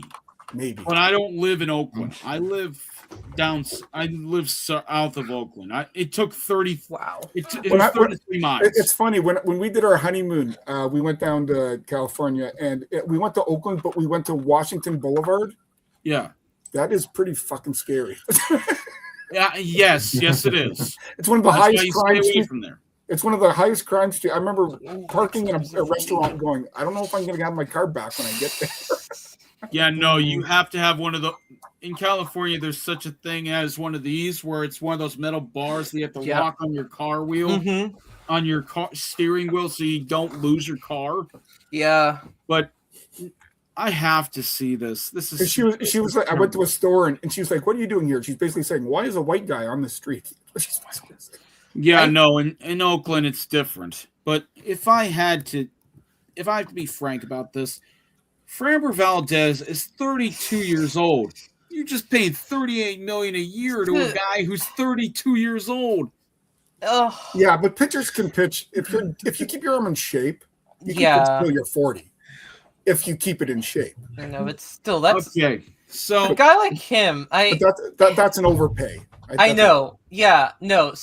You could have put that money towards Skubal, and yeah, you're right. Like, what kind of what's the messaging to fans there?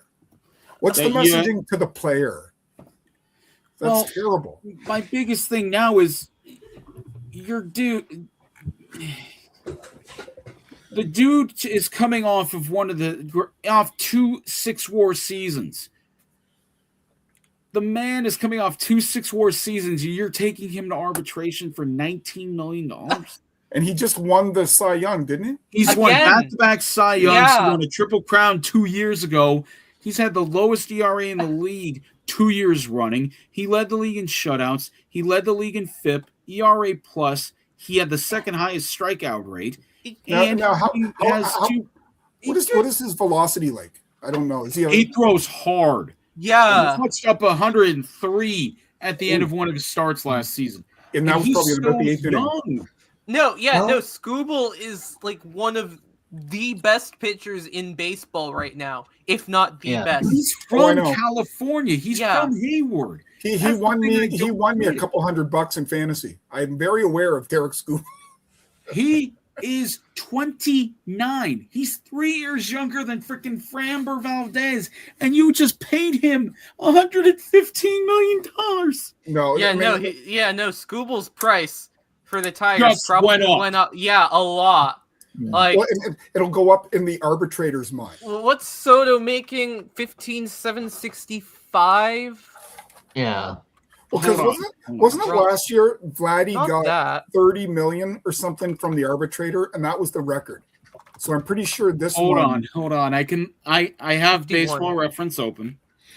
I'm sorry this is going on for a lot longer today, but this is ridiculous. Like, this is good shot, Dave. Your ratings must be going through the roof listening to this. But 28.5. That's how much Vladdy made last year. Yeah. Before his contract. How much do you think Scooble makes this year?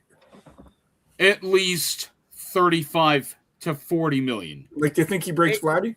At least. Because you don't get a guy who wins 3 straight Cy Youngs anymore. The last guy to win at least 3 in a row is in the Hall of Fame, was a left-handed pitcher and had 4,875 strikeouts. Oh, Johnson. Randy Johnson. Yeah. He won 4 in a row. How many in a row did Maddox win? 4. Did he win He 4 was Maddox? that good. Yeah. You don't find guys, they don't fall out of a boat. Nope. They don't grow on trees anymore. And you know what's funny? Rick Maddox maybe threw 93. Like, he didn't throw. He was known as the professor for a reason. Him and Bartolo Colon relied on finesse at the end of their careers, because Bartolo was throwing over 100 in the late 90s when he came out of Cleveland. One of my favorite clips is when Bartolo hit the home run. Yeah. I said this. I said Bartolo will hit a home run before Chicago wins the World Series. I was right. And it happened within 6 months of each other. That's the best part. And it's one of those things where I go, I'm in as good a shape as he is. Yeah, I could. It's just like, that was one of my favorite commercials ever. And I know David's a little young to be knowing this, but in '98 there's 2 commercials. It was Glavine and Maddox during the home run race. Chicks dig the long ball. That's one of my favorite commercials ever. I remember Glavine and Maddox, whether they're doing the muscles and everything, but they almost banned it because one of them is Glavine is standing there shirtless with his arms like this, and Maddox is going like this and hitting him with a bat in the abs. What's funny, that is part of the Nike commercial. One of my fantasy leagues I'm in, I have industry leaders. One guy that just took over a team is Sean Avery. Jesus Christ. There's just, Steve Avery. Or Steve Avery. And what did he end up winning? winning? You want to talk about one of the craziest rotations in baseball? Having Smoltz, Glavine, and Maddox. Yes. In the 90s. Yeah. And Avery. So that was 4 15-win pitchers. And you had Kevin Millwood for a brief period of time when he was good. I'll point out Glavine is from a town over from me. Excellent. Yeah. Now, what was Charlie Liebrandt retired by then? I think so. He retired in the early 90s, but he was there in 91 right before they went to the World. Because I think about it this way. The 90s Braves won 1 ring, but they went to the World Series in 1990, 91. They lost the pennant in 1990 to the Reds. So they came close. They won 15 straight, I think it was 15 straight NL West NL divisions in the East. 15 straight from 1990 until 2005. They won 4 pennants. They lost in 91 in the World Series, 92 in the World Series, 96 in the World Series, and 99. So, excuse me, 5. They won the pennant and the World Series in 95. But I remember them losing. They lost a couple times to the Yankees, I remember. Yeah, they lost in 99, 96 and 99 to the Yankees, and they lose in the playoffs to the Marlins because of one guy and one guy only, and I'm not going to say Levon Hernandez, Eric Gregg. The 15 strikeout performance by Levon Hernandez on pitches that were at least a foot and a half out of the strike zone. And he was 2 years older than they thought he was. Yeah. 6'2", 245-pound man. The Marlins don't win that World Series if there's no such thing as Eric Gregg. You want to talk about robot umpires? I was going to say Jeff Conine. Was he the big hitter then? Yeah, he played for both those teams, though. He won a ring for both those teams. And it's funny because you think about it, the only player that you could call Mr. Marlin was him. Or the catcher. Charles Johnson? Charles Johnson was a hell of a catcher in 99. It's crazy. When I think about him, I don't think about him playing for the Marlins. You think of Pittsburgh? He played for Baltimore and he played for Colorado, too. Oh, didn't he play? I thought he played Pittsburgh. I could be wrong. He never played in Pittsburgh. That was Benito Santiago. Oh, Santiago. Because Santiago also played in San Diego. San Diego, he played for San Diego, Florida, Pittsburgh, San Francisco, Kansas City. He was all over the place. Okay, here's a catcher question, then we'll stop. Okay. What do you think will happen this year with Salvador Perez? Do you kind of see him falling off a cliff? Because he can't play 100 games anymore. Yes, I do. Because if I look at his stats, and I know David wants to go to bed, and I'm sorry. I know it's midnight for him now. Salvador Perez had the home run record for catchers. But that was in 2021. Because now he's 30. I think he's 36 now, Salvi. I think he's 35 or 36. It's not that he's getting bad, but if you're going down on your knees at that age. Well, that's why he was DHing and playing first base. Yeah. I don't think he'll play more than 40 games at catcher. He just can't do it. But that's just it. And I think of it in a positive manner. As much as I like Salvi as a catcher, he does not get on base. Would you rather have Sal Perez or Alejandro Kirk? At least Alejandro Kirk can get around the base paths. Salvador Perez, I watched him play in San Francisco this past year. Oh my God! Have you seen Kirk run? Sometimes he's like a penguin. Yes. Him and I are not too far apart in the weight and height, but he's 5'8", 260. I'm 5'6", 285. So you're a small guard. Yeah, I'm a small man, but I know I played catcher and it was not easy. But then again, the way I caught was the Tony Pena style, where one knee was kicked out to the side and the other knee was flat. But did you have the hockey helmet or did you have the cage? I had to have the cage because I could not do the hockey helmet. I tried the hockey helmet, but my neck is strong, but it's too heavy. Yeah. You know which catcher brought that in, eh? Oh, Jesus Christ. Former Brave, but he did it with Toronto. Oh my God, why do I not know this? Anybody? I do not know. Charlie O'Brien. God. Oh, he stumped me, but Salvi is at the point where he's played every year minus 2019 where he missed the entire year. I mean, the guy's he's a model of consistency, but at that age, in that position, you better make him your left fielder or something. Well, the interesting part is the only reason Salvi didn't play an entire year was he tore his UCL in his throwing arm. Like, can he pull a Darren Dalton and flip to the outfield? At his size, at his age, maybe not. I don't think so. He's a large man. He's bigger than Bichette was at his heaviest. Salvador Perez is 6'3", 265. He's one of those guys that if they were still allowed to run at home plate, he'd be fine. Oh yeah, but he had his worst season, and he was an all-star in 2023 with his worst season that he had. See, I blame Buster Posey for no longer being allowed to run at the catcher. I blame Scott Cousins because he ran him over when he didn't have the ball.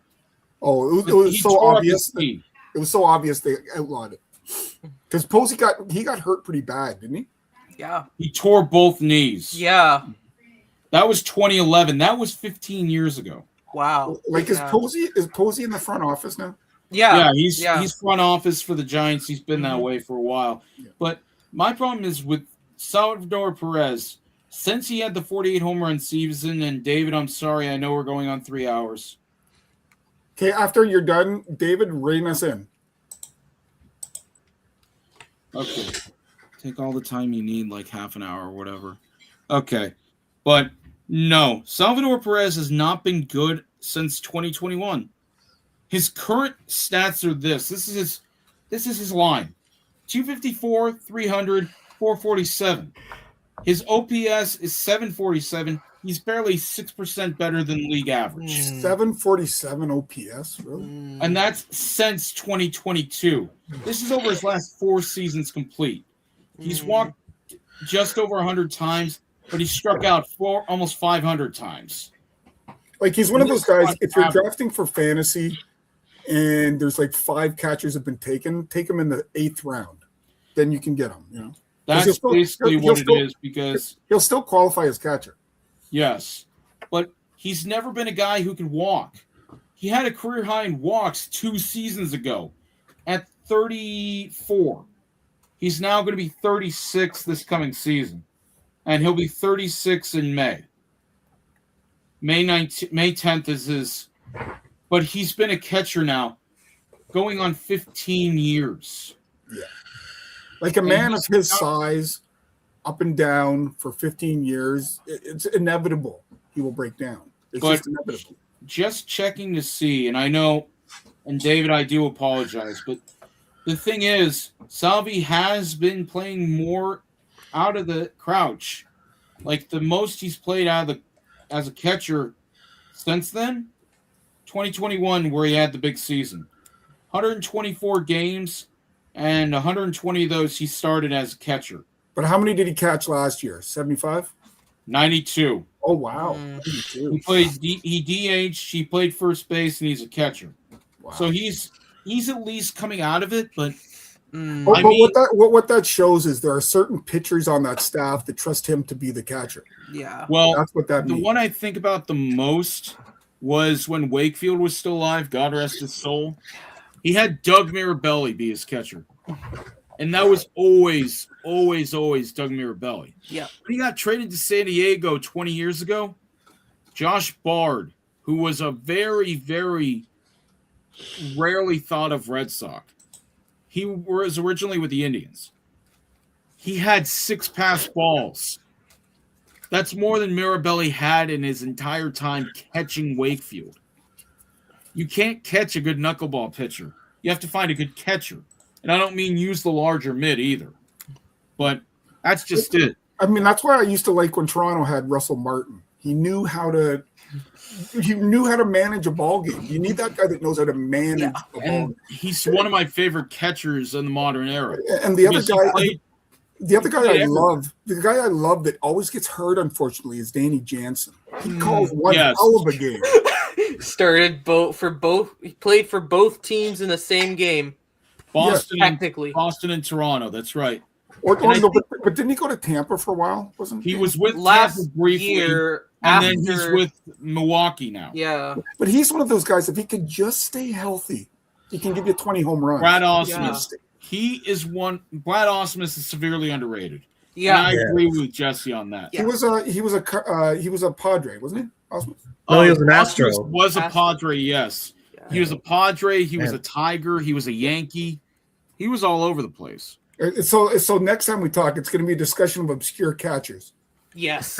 If I had to guess, I think, well, he's not so much obscure, but he had an obscure batting stance where he held the bat like this, and then he'd bring it up. Mickey Tettleton. Oh, you're talking batting stances. Take a look at Tony Batista's batting stance. Oh, yeah, the one where he's like this, and he has his leg all the way out. It's like you got to contort your body to get it near home plate. Julio Franco always made me think, if I ever need to crack my back, I'd do the Julio Franco.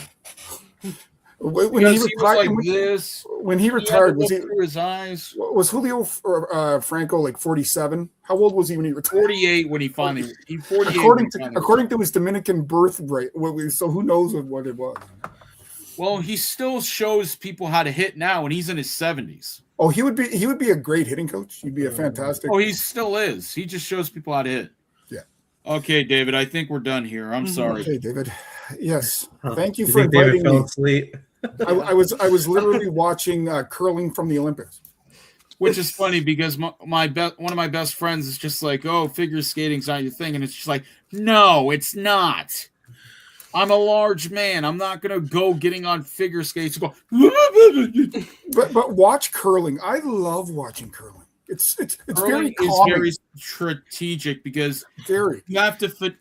You're literally making sure the stone doesn't get out of the inner circle, and you have to knock all the other ones away. Everybody thinks it's easy, but no, I've done it. It ain't easy. No, especially if you're the sweeper, you have to be quick because it's not like when you're sweeping around a house. You're using a brush that's maybe this big, and you have to make sure that you sweep quickly enough to stop the momentum. And in the old days, they used actual corn brooms. And those are very, very coarse. So there'd be pieces of straw on the ice during a game because it came off the sweep. Okay, Yeah, David, take us home. Thank you, David, for having me. Thank you very much, David. I'm sure the listeners were engrossed by our bat catcher discussion. I hope they were. I feel bad that we took it over the 3 hour. The next time we're on, anybody who's listening, come up with the name of an obscure bat catcher.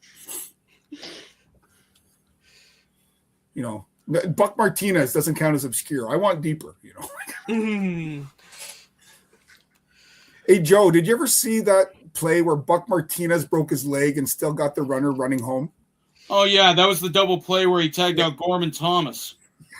He busted his leg, still took the catch, and took the. And he spins around, and then they have him holding his knee together. He basically had to be helped. So banged up. He had to be helped off there, but he still got the double play. Tough as nails. I do think David may have fallen asleep, and I feel bad now. Yeah. All right. So how can we wrap this up without him? Let me. I'll message him. David, we're finished. Now. I mean, I can talk about Olympics are coming up. Well, I know the Winter Olympics are always great. Canada or U.S. for gold in hockey? I give Canada because I think it was within 30 seconds of that game because Canada and the U.S. hate each other so much. They dropped the gloves and everybody fought. 3 fights in 9 seconds or something. But have you seen the stats? Have you seen the stats of Jordan Bennington this year? And he's going to be the starting goalie. St. Louis is he good or is he not? Or is he letting everything go? He was great in the Four Nation Cup, but he was not. He's not good this year playing in St. Louis. But it might just be the team because the team is not very good. Yeah, no, it's scary because I thought because I played street hockey when I was in high school, and it's scary when you have to try and block a puck. Little rolly ball, one of those like this. And yes, David, I used to play goal. I was going to say I played ice hockey for 10 years. I'm very aware. But don't forget, David, what's the big send off to this segment? Drama is everywhere it goes to sports. Yes, yeah. That's why Framber Valdez is going to have a down year, and I say that right now. And that's going to be it for this episode. Joey, no worries. I like you guys kept the conversations going. It's a great thing. and it's Believe a great me, thing for David, us. you're gonna grow a beard like mine and Bill's one of these days. I swear, David's gonna look like. Every time someone pisses me off, I get a gray hair. I know, but that's gonna be funny. Emily, me, hold on, Bill, let me and Jesse are all gonna be in rocking chairs, and David's still gonna be running around. let me do this real quick. Let me do this. Hey.